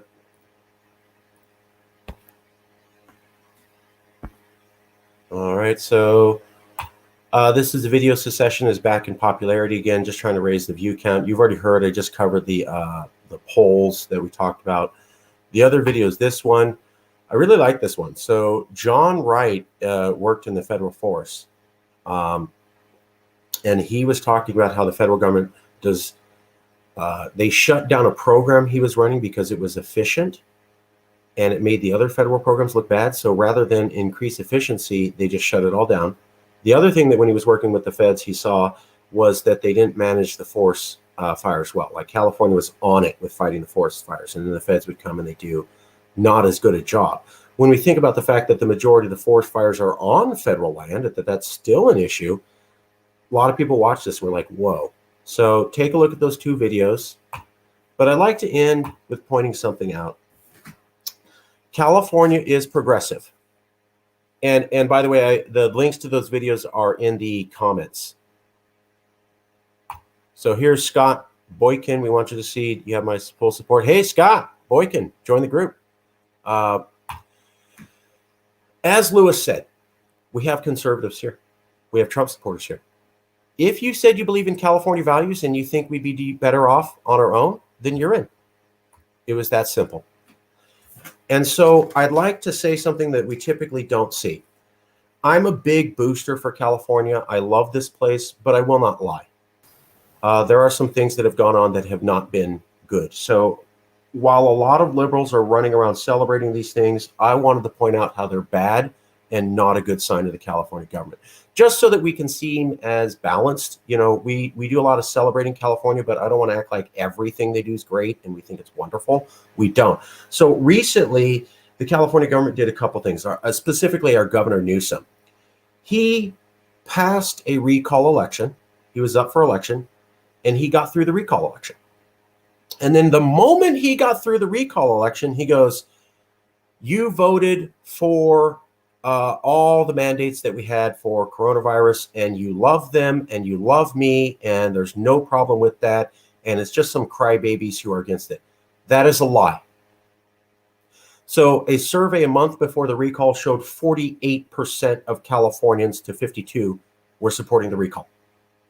The amount of people who voted for Trump was 25%. So it literally doubled within 2 years. That's impossible. I live here in California. The amount of Trump supporters has not increased. If anything, it's gone down. So we're looking at 25% Trump supporters, and you're looking at 48% of people a month before the recall who supported it. Those aren't Trump supporters. That's half of California who's upset with the way the pandemic has been handled. Now, maybe he did everything perfectly. But if you're governor to run around saying I won this election and what it means is everybody loves my policies and nobody cares, that is a lie. 48% were upset. Additionally, Governor, when you said that everybody who was backing the recall is a white supremacist who loves Trump, you attacked my family, who's Mexican. I have been saying for months that Latinos are equally supporting the recall and equally against it. They're not a monolith. And then we found out the governor was complaining that Mexicans aren't backing him enough. And then they did the recall, and they found out after the recall exactly what I told y'all. Mexican people do this thing where they think for themselves and they come to their own opinion, almost like white people. It's kind of weird. Like we're all individuals. We have brains. And that caught the California Democratic Party off guard. They literally thought all the Latinos were going to vote for him, and they didn't. And at the end, a lot of Latinos voted for Newsom, but it was because they were for California values, and they thought those were going to be destroyed, not because they loved everything he did on the pandemic. So there are some straight up lies from our governor about who our people are, about how people are upset with the pandemic, and he is lying about Latin people, and he has personally insulted my family. Not cool. Finally, I want to point out that when you do things like that, you increase the division. You have to govern everybody here. You're going to criticize half of the population and call them scumbags, and you think that's going to make it where you can run this government efficiently. Finally, the governor recently said that there's only going to be mail-in ballots anymore. Well, I got to tell you, to every conservative that I've talked about, they're considering never voting again because they don't have trust in mail-in ballots. They just went through a major controversy, and people were unsure about if this recall election was rigged. And then right after the recall, you automatically dictatorially institute mail-in ballots. Now, I get a lot of progressives are celebrating this, but I want to call out the BS. Not a good move. When you're doing things that people don't trust and you're exacerbating them and then you're calling them names and acting like they're bad people, that is how you split a government. There was a place called Iraq, and there were people called the Sunni Muslims. And the Americans and the majority of the population who were over there, the Shia and the American military, said, hey, it's great that the Sunnis didn't vote in our first election to prove democracy. Who cares? That's their fault for not voting. Let's move on without them. Well, unfortunately, that brought the collapse of the American military project twice with a thing called Al-Qaeda in Iraq and ISIS. Turns out when you ignore a gigantic swath of the population and they don't get a vote and participate in democracy, they start doing this. And they destroyed the American military. Look up how the American military lost Anbar province. A lot of people think the American military is the biggest and baddest in the world. No, they lost Anbar province, which was the Sunni region, and were not able to capture it until they bought off the Sunni people who literally days before shot and killed Americans. So if you want that level of destruction and division, follow the path. But if you think it's just as dumb and it's going to result in civil war here, that's what I'm warning you about. Let's go to Lewis. Lewis, any comments? Hello, Marcus. Hello. Oh, I was just testing out during this call I was able to construct the entire studio through which I will be able to participate going forward more often because I have my official background now. And so I was excited about that, and I just put it back on so that I could see how it works. And so this is actually a good trial run of the new studio, temporary studio, because the actual studio is being constructed, but this will work for now. And so hopefully I'll be able to participate in more calls as we go forward because I want to have the background that I have now with Hey, John. bear in the background. Yeah, we're on a meeting right now. If you'd like I don't to have come any in. other comments. I think that everything's been said that needed to be said.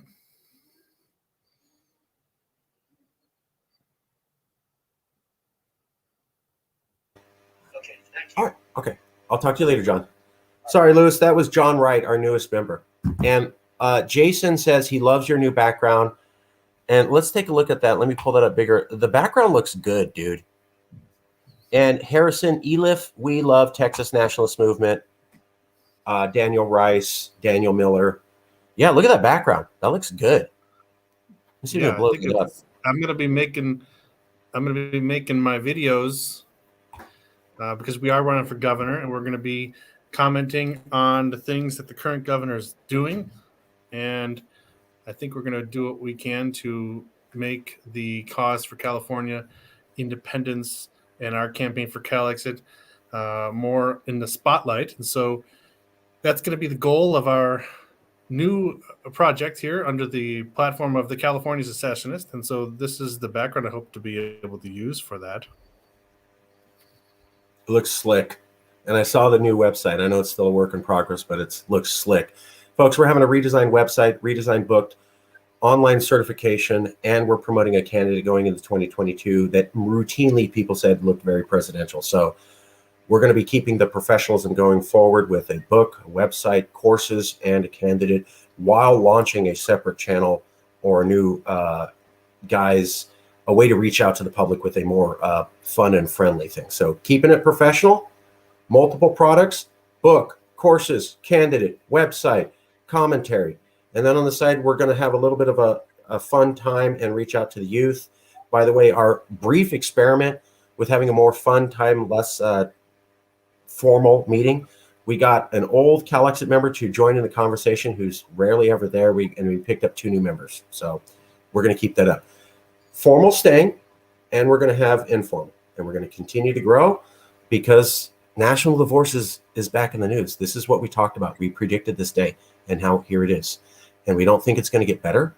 We said it's going to get worse. We said America's not going to become unified. We said that the day after Biden was elected. Guess what? As we like to say here in the Valley. Lewis? Well, you know, I have several things that I understand that you like to say in the Valley. But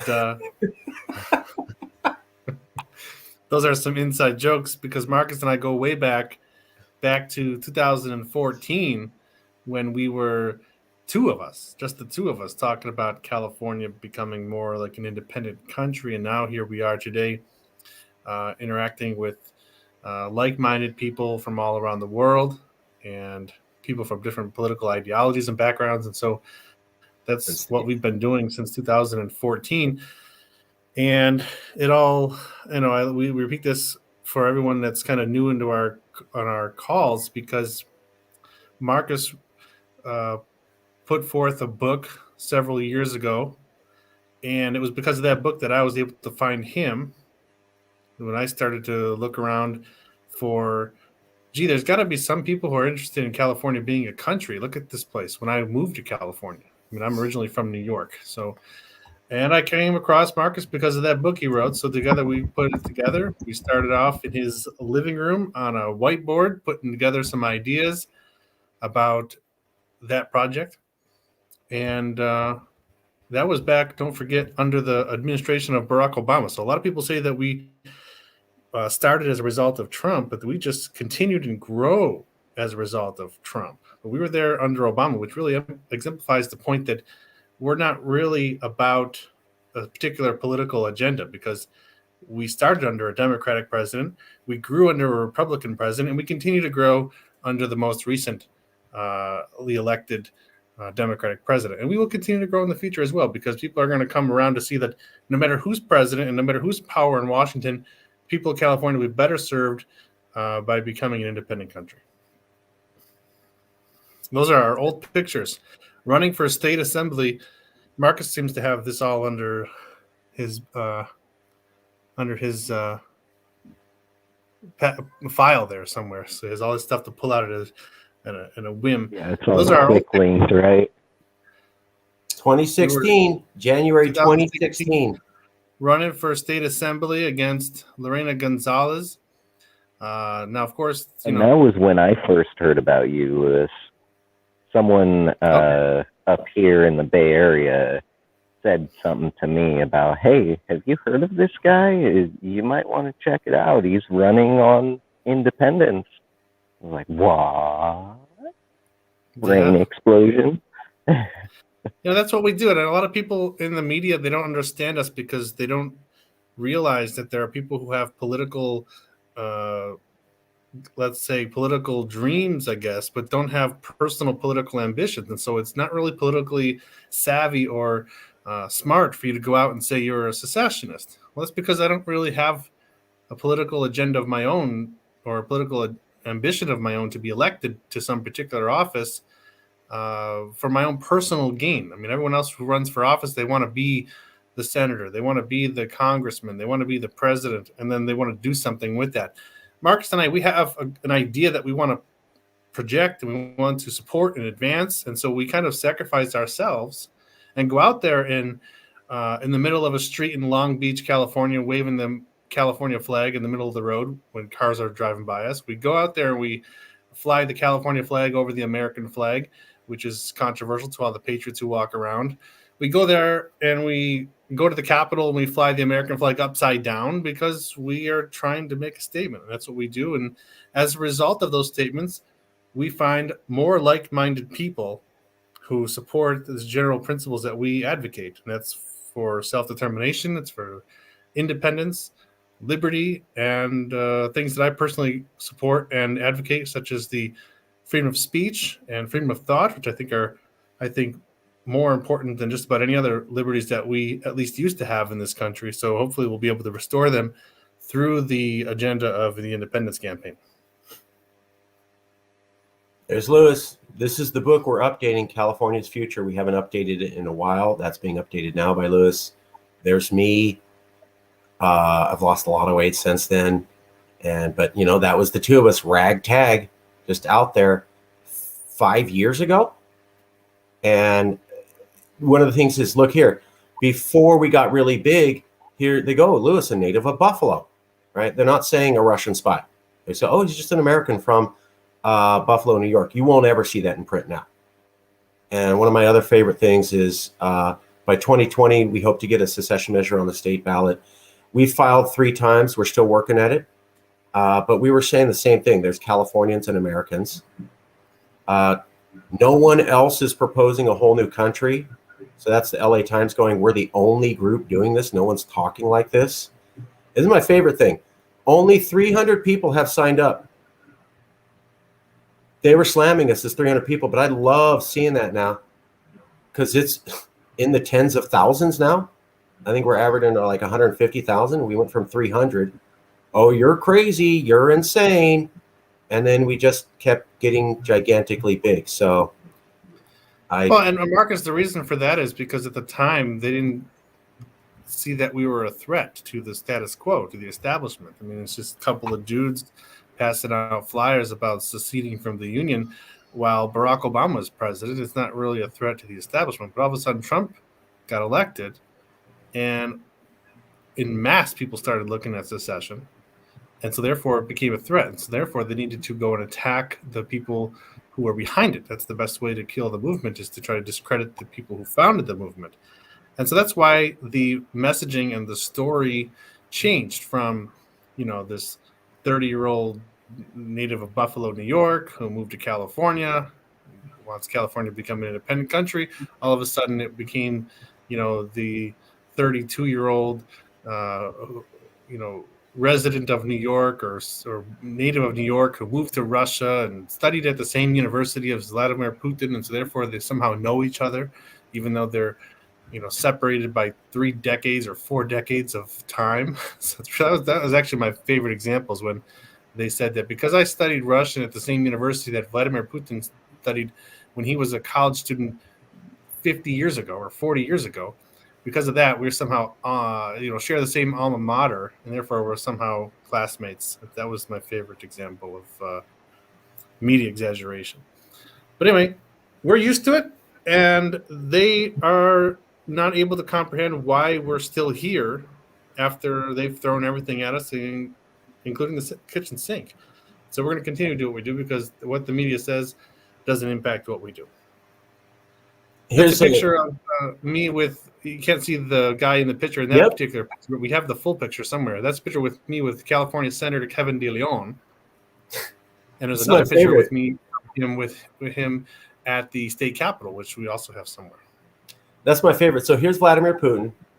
So they put Putin in, but they clipped the third highest ranking California politician standing right next to Lewis twice, Kevin De Leon, who's also the guy who penned the statement and led the entire California legislature to say that we view America as a foreign nation. So third highest ranking politician, there's his shoulder, said we view America as a foreign country, stood next to Lewis twice. He's completely clipped, but they managed to get Putin in. So why clip this politician who said things that back us up, who's been documented next to Lewis twice? How come you strategically did that? And how come you strategically did this? Weird. It's a conscious acknowledgement that everything about secession is as American as possible. Jason, I think, went into this in great detail earlier. This is as American as it gets. And I don't mean just the United States. I mean, this American creed that I referred to before. These are the most American principles in the world. I mean, we were the great experiment. And yes, America, the government or the like federalism with a capital F is a foreign thing.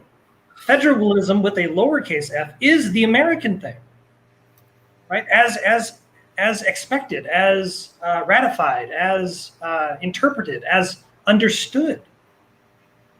And that's what's amazing to me. Right now in 2021, all of this stuff is so anti this that proves that this is the right way to go. Yeah, I think that people are just in denial that things that Americans, in some respects, make happen around the world, and at least watch happen around the world, is happening now here. Now, and when I say that, I refer to political instability and growing politically motivated violence in our streets. And people in America for decades have seen this happening in other countries, and they're like, "Oh, this is the third world," and that's what they do in the third world. And there's political instability, and there's violence, and there's attacks based on political ideology, and that can't happen in America, in the United States. That can't happen here. That doesn't happen here. That happens somewhere in Africa, or in Latin America, or in Asia, but doesn't happen here. So I think there's that level of doubt and denial that this has come to America, and nobody knows who to blame. So they have to blame it on external forces and say, "Oh, it's what Russia and China want." That's the latest thing is now China. It's what China would like for us to break apart. Although they don't recognize the point that China has no reason for the United States to break apart and fall apart, because we're their number one client to buy other products that are made in China, and they ship them here. So if the United States didn't exist, who's going to buy all the products that the Chinese workers are making in China, which we shipped our jobs over there through outsourcing? So it's a system of interdependence. And if the United States were to fall apart and this stop and cease to exist in some way, just anarchy in North America, that would hurt China. So it's not in China's interest for the United States to disappear, as if there's this idea. I don't know why, but so many people who are against secession all of a sudden think that secession is a synonym for disappearing. Like we're going to secede from the United States and the United States disappears from the planet. Exactly. But that's still 330 million people there that are going to be living there in different countries or different states or different regions or different confederations or federations or whatever, and they're still going to be buying products, and they're still going to be involved in the international economy. So it's just a Right. bunch And of so, and the misunderstanding is that there are technically two Americas. There's the America of 2021, which is the bad collectivist, centralized, thing that grew out of forgetting the America that was actually created. And that's the America that China wants, right? Because then you have 50 different, whatever nations or however many, different nations buying their products, or it could be one nation, fine, but the principle's the same. You're right. So China has doesn't have any interest in seeing the United States with a lowercase letter U or the United States with an uppercase letter U as disappearing. But what I don't want anymore is the United States with an uppercase letter U. I want the United States, the nations, as we were. That's what we were, right? I mean, California being a nation should not be a new thing. California has always been a nation. Washington has always been a nation. Missouri has always been a nation. Yeah, well, we definitely need to shift that pendulum back, because one of the stories that is really a central core to the book that we have out, California's Future, it's being rewritten now, is the idea that the United States formed as a result of a revolution. And the idea of the revolution was to get away from a centralized political force in London under the monarchy. And so as a result of that, they did quite the opposite by creating the Articles of Confederation, which is basically like almost anarchy, because the federal government had no power.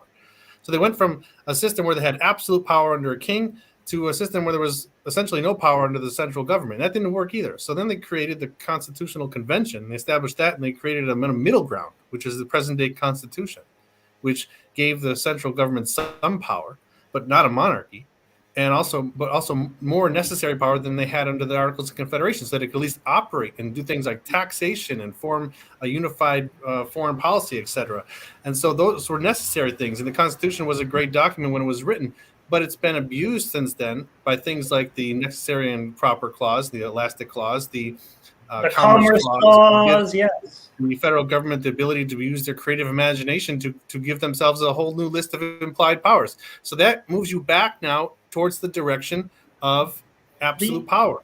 Exactly. And so you need to shift that pendulum back a little bit. Yeah, because also about the presidency as well, the executive branch.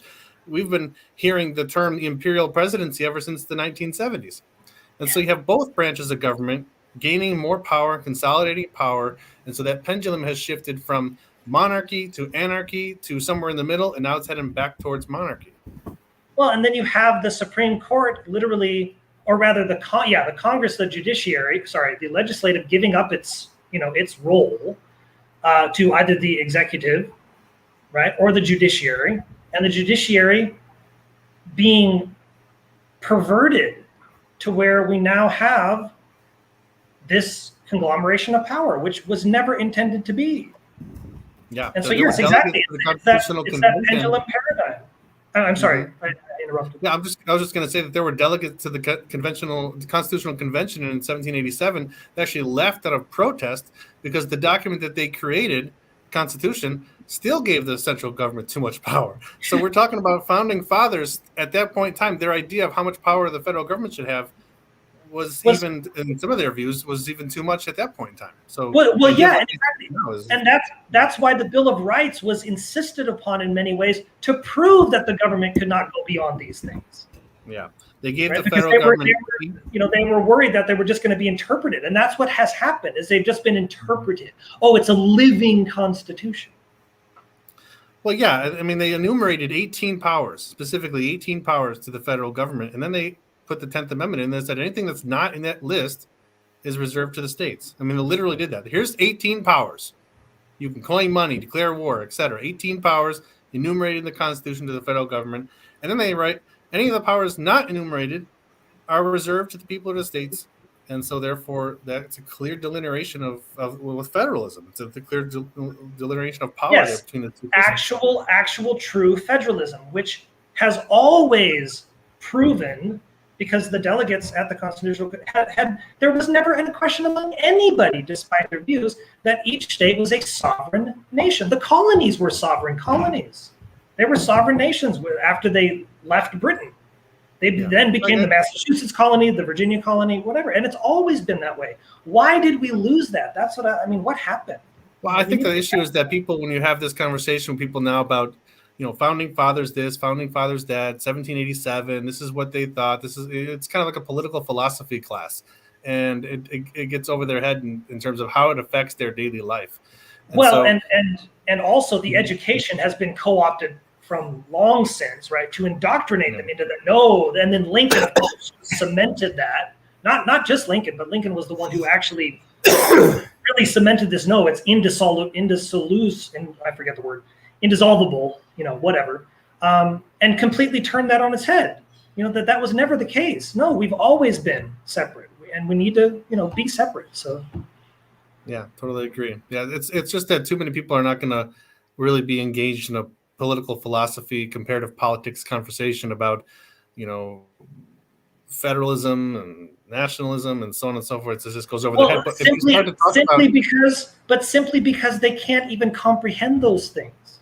Our education. Well, yeah, but if you take the issue and you tell them specifically, for example, I was just reading this recently, specifically some of the powers that the federal government has created for itself using the necessary and proper clause. And one of them is a federal policing power. And I don't know if a lot of people know this, and probably they wouldn't really object to it too much because it doesn't apply to them either. But the federal government has a policing power to take people who were recently released from prison and put them into a mental institution against their will without proving any danger to society just because they deem them dangerous to society.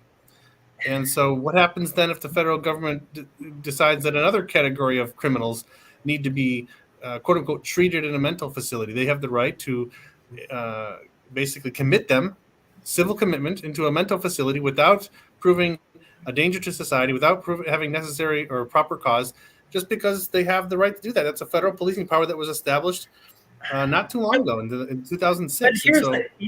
And this is sounds crazy. like lack of due process, which was another box that can be checked off in comparison to history and why America was founded. Yeah, due process is very important. And so anytime the federal government obtains a power to civilly commit criminals who already completed their prison sentence, now you're taking them after they've finished their prison sentence and you're putting them into a mental facility to undergo treatment indefinitely. That certainly sounds a lot like what the CIA does overseas with their black sites. Indefinite detention without due process. And so that can happen to American citizens. And so I think that's a slippery slope. I don't like slippery slopes. I know a lot of people, criticize the slippery slope argument, but I think slippery slopes when it comes to government power are a legitimate argument to be made.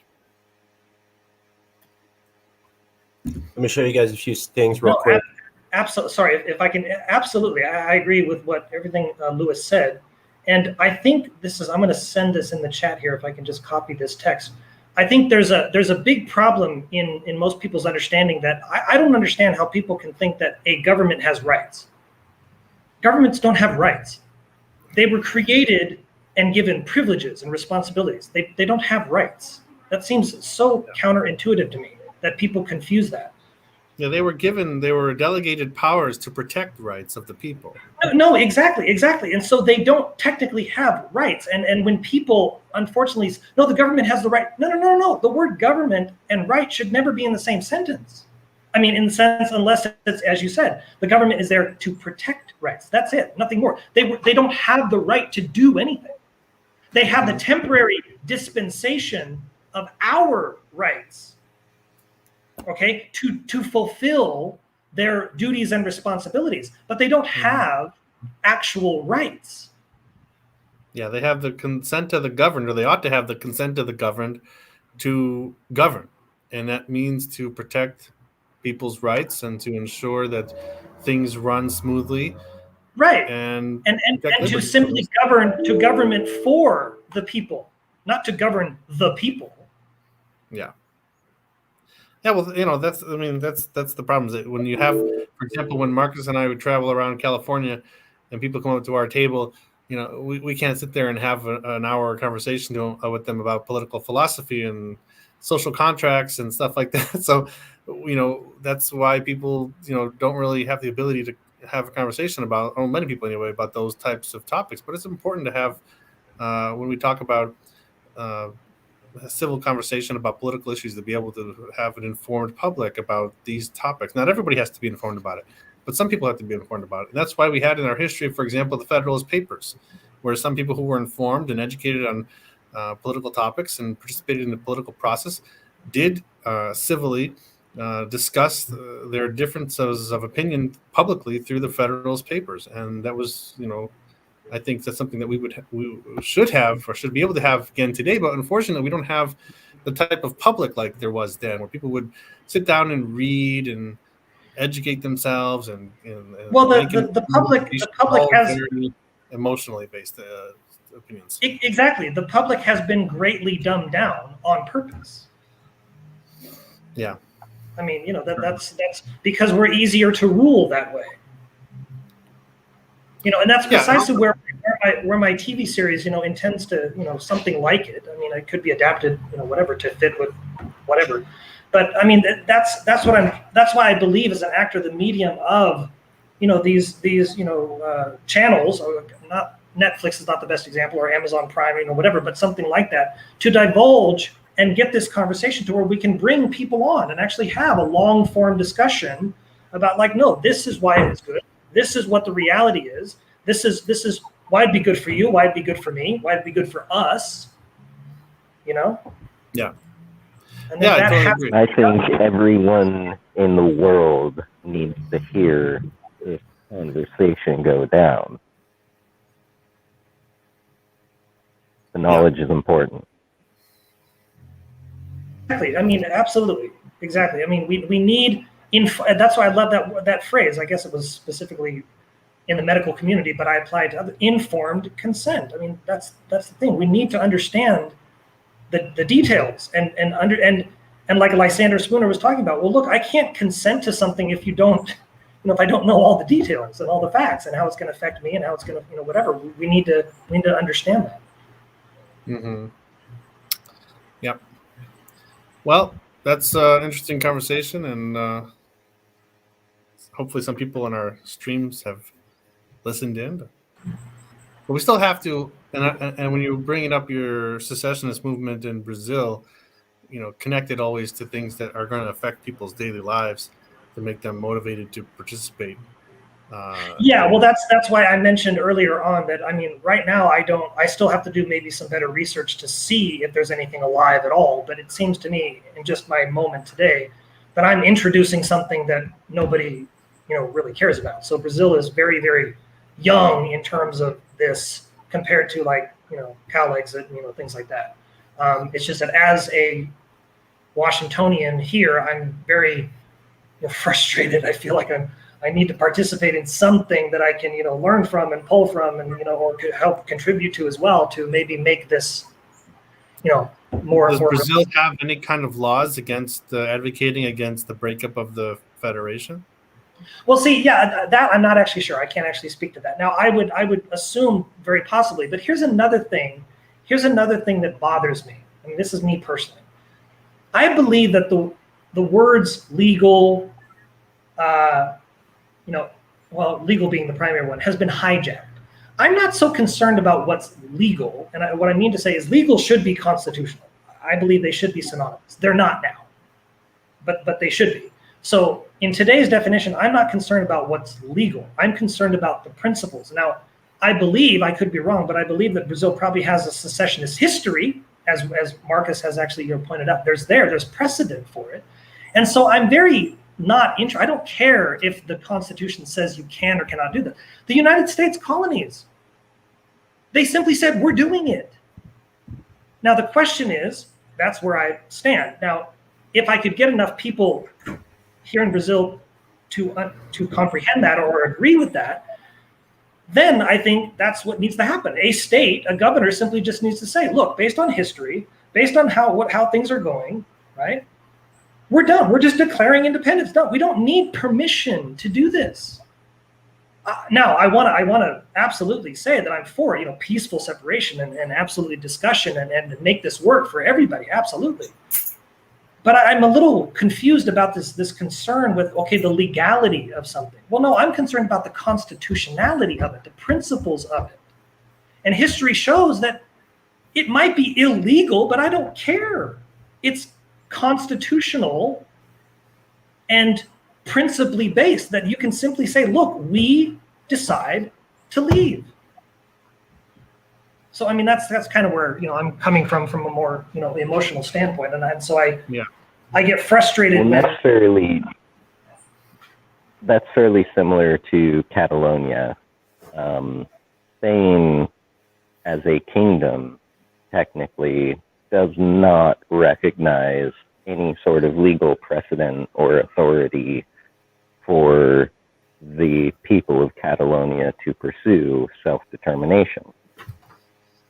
Though there are world laws and, the European Union is there, there are myriad levels of governance kind of protecting them. And they were their own kingdom, Catalonia, before Spain ever existed. Spain was made up by several different regional kingdoms coming together,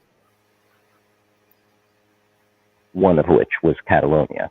So, and they're on kind of your stance there with the, you, the conqueror, say it's not legal for me to get out from under your boot, but really, does that make it so? Yeah, no, exactly.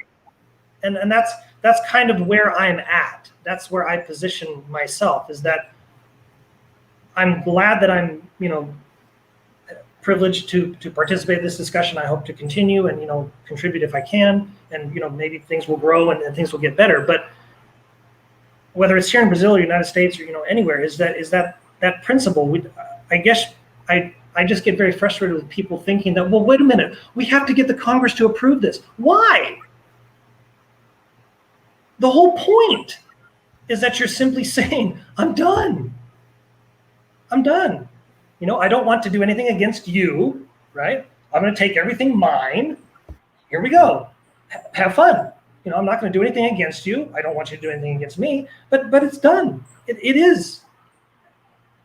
I guess that's what I wish my TV series would be, a vehicle to just be able to say dramatically and state and say, who's for that? Who's for that? Okay, Minas Gerais here in Brazil is for that.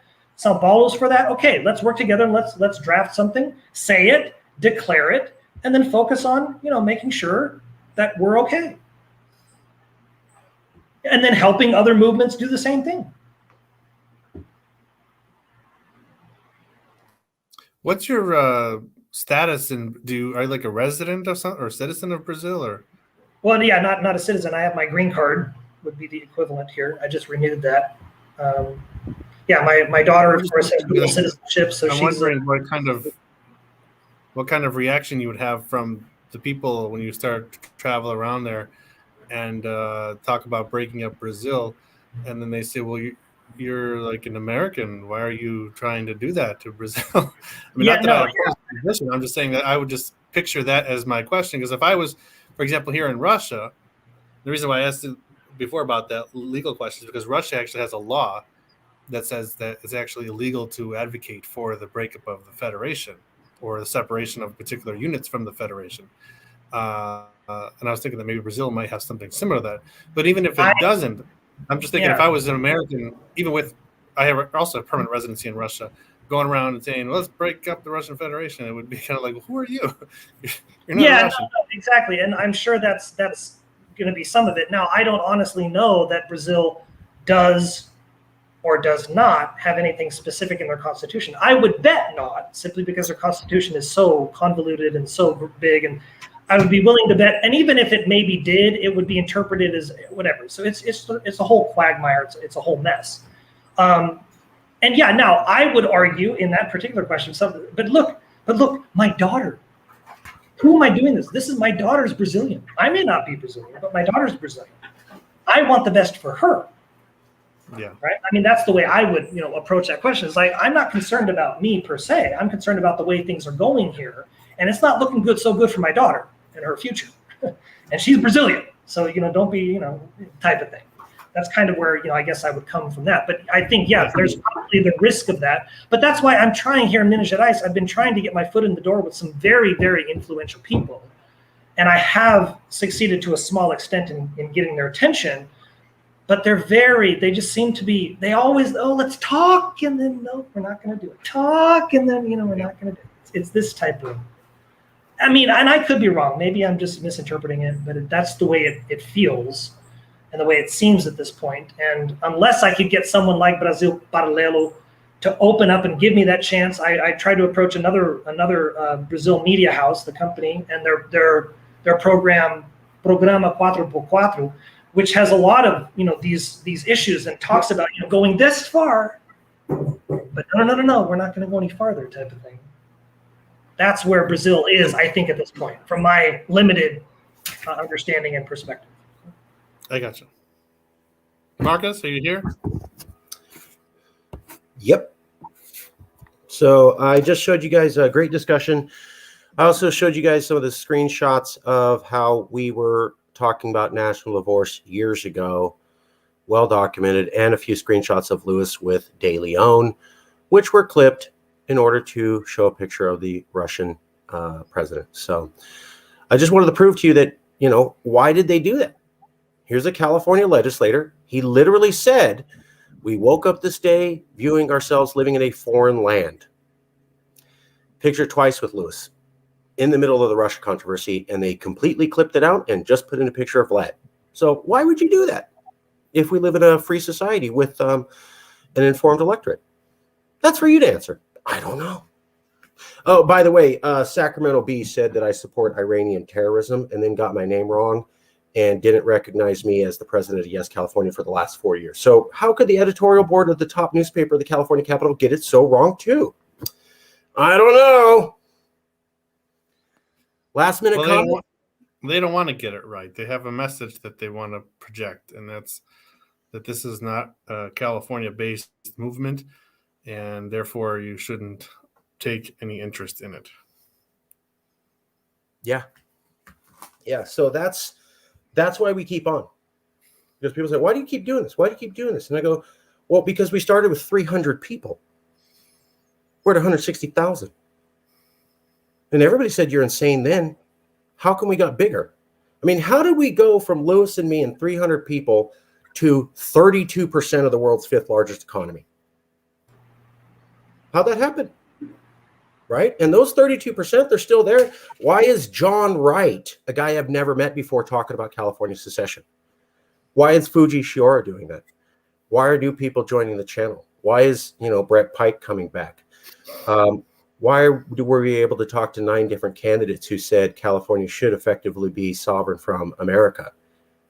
Because that 32% of the people who believe in CALEXIT are still there. They never left. They never stopped believing. We just kind of got demoralized as a vehicle.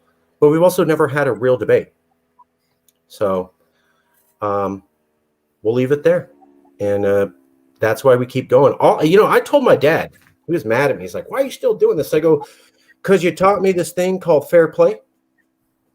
You taught me this thing called never backing down to a cheater and a liar.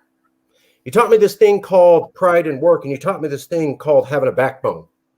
And I'm sorry, I'm living them all out. Guess I shouldn't have listened to you, but I did. And I'll quit this movement the second we get a debate and I am defeated in public. We've never had that debate. They can't even get my name or title right. So let's get that real debate. You want to clown me? Let's do it publicly. And they still won't do it. So you want us gone? Defeat us in the battlefield of concepts, not with trickery. You played this game. We're still here. Didn't go anywhere. Still growing. And everyone's talking like how we've been talking for the last few years. How'd that happen? Sorry, that's my Valley voice coming up. I'll leave it there. Lewis, last minute comments?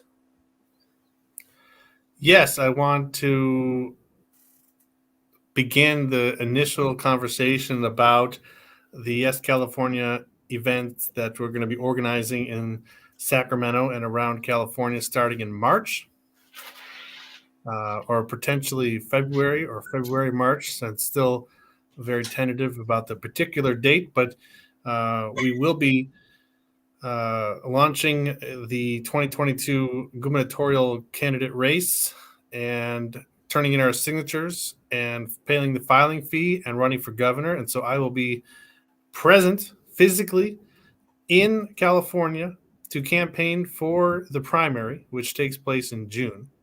And so we're going to be working in the first several months of the year to collect our signatures that we need to qualify for the ballot. And by March 14th or March 11th, I forget the date, to turn in those signatures, to turn in the filing fee, to sign the paperwork, to take the oath of office and do everything that was not able to be done to participate in the recall election this fall. So I just wanted to have that information be part of the dialogue today to get it in the back of your minds that this is coming up and that we are going to begin organizing for some kind of an event in Sacramento, like old school days when Marcus and I would go there and bring up the Yes California activists and go there with our flags and our banners and our tents and music and make a stink. Talk to Gavin Newsom through the window with our bullhorn. And that's what we do, and that's what we will do again. I want to say welcome to South Africa. So now it looks like we're on 4 continents. America, Brazil, Russia, and Africa. That's 4 separate continents on one show with people talking about secession. Anyone else doing that on Earth? No? Let me ask around. Hey, anyone doing anything like this on Earth? No? No, that's the word? No? Okay. Looks like we're the only game in town on the planet's surface. So could be San Angelo. Could be San Angelo, watching from San Angelo, Fairmont, or San Anselmo here in California. 3 Freet. But I think it just shows there's an interest in this discussion. You know, people want to secede and they want to do it peacefully. And why are we the only people who are intelligently discussing this? You know, we shouldn't be here. The news should be doing this. Universities should be doing this. Why is no one? Why? It's the same thing with the recall debate. Why were we the only ones hosting debates? Why did people who were across multiple parties say, wow, you guys did a fair job. No one will give me the time of day. How come homeless activists come to us and say no one covers homelessness, even though it's the top 3rd issue in California? So it seems like when you look at homelessness and politics and international relations, a lot of people aren't covering this at all who should be doing it. And we've jumped into that foray because they've abdicated their authority. Well, the thing with homelessness is the people who care mostly about that in terms of helping, if you want to use the word helping the homeless, are not political donors. The political donors are the people who want to just get them out of their neighborhood. And so if you're a politician and you're listening to your donors, they're going to be advocating for policies that mostly say, get them out of my neighborhood. I don't care what you do. You know, we had candidates running in the recall election that wanted to set up like villages in the desert somewhere for, I don't know what it was. Internment camp. Internment camp, basically. And that was a relatively wealthy candidate who had wealthy donors. If you have someone who's a more compassionate person who wants to do something to actually, I guess, help the individual homeless people, that's great. But the people who advocate for those policies are typically not people who donate in large amounts of money to the politicians. So who are they going to listen to? They're going to obviously listen to their donors. So it's not really an issue that pays off, so to speak, for the politicians to get involved in, unless it involves just cleaning them up out of areas. This is why you see sometimes, I know that when I was in San Diego, there was often discussions about, you know, the police coming in and doing these sweeps to move the homeless people out of their tent villages and the underneath bridges and stuff like that, because that's what the local people wanted to do. So it's a difficult situation because there's really no motivation, I guess, for politicians who are focused mostly on donations and political support to stand up and do something to actually help the homeless get out of that situation. And the only real motivation is to get them out of a particular neighborhood. And that's when their donors and their voters say, we want to clean up the neighborhood. So it's really, we have to figure out a way to give the politicians a particular motivation to not just try to get them out of a particular neighborhood, but also try to get them out of that situation. And that's I think that's a difficult question, because otherwise you just have no motivation as a politician when you have donations on the line. So what I'm hearing from this is that I need to run. Say that again? Someone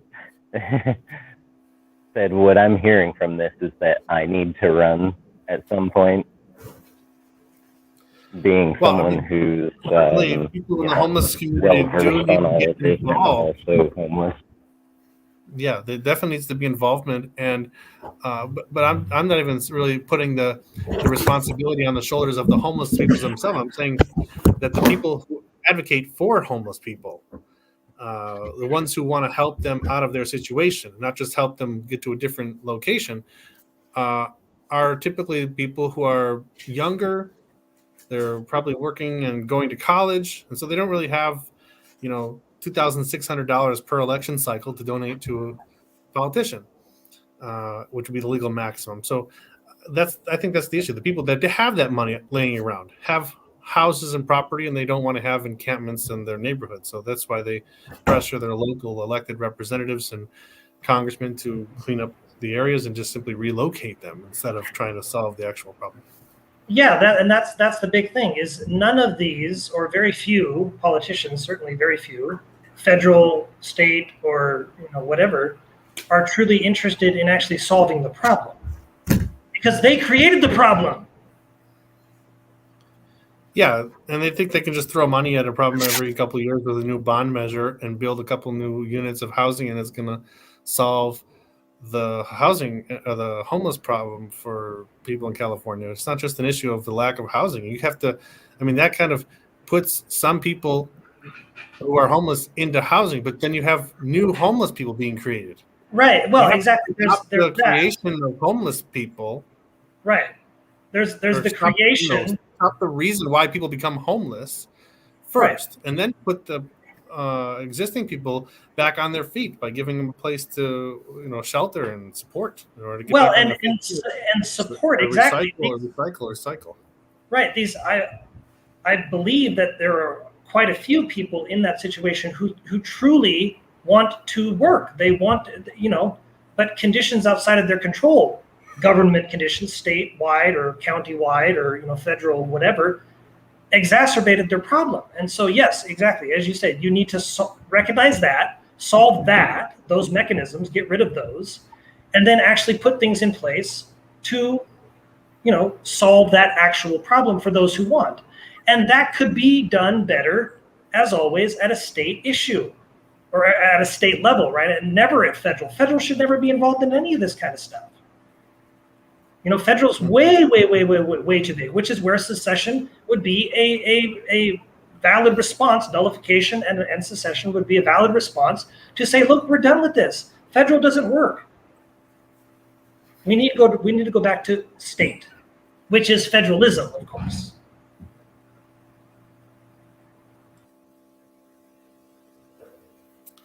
Well, Marcus, I think that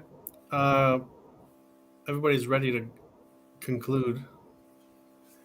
Okay.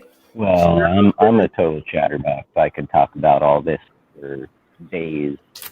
Give me enough coffee and I will talk for days. Well, I, for one, would like to say thank you for this opportunity. So, yeah, let's have it come back on and we'll continue the conversation in our future calls. Certainly. Stuff like that. Okay. Yeah, and JG, definitely email me, because yes, I've got some kind of step-by-step breakdown I could give you on how to look into some of the legal stuff, and then if it's good to go, then how to look into kind of feeling out your constituents. Okay, yeah, I shot you an email, Jason, so I appreciate that. Thank you. Nice. Yeah. All right, and I just have to say, for one, my daughter came home a while ago. I need to get back to her, so I appreciate this opportunity. Very, it's a pleasure speaking with all of you. Thank you so much. I would love to continue to be part of the discussion, so thank you for that opportunity. And have a good rest of the day until the next meeting. Have a nice day. You too. Bye. Thank you all.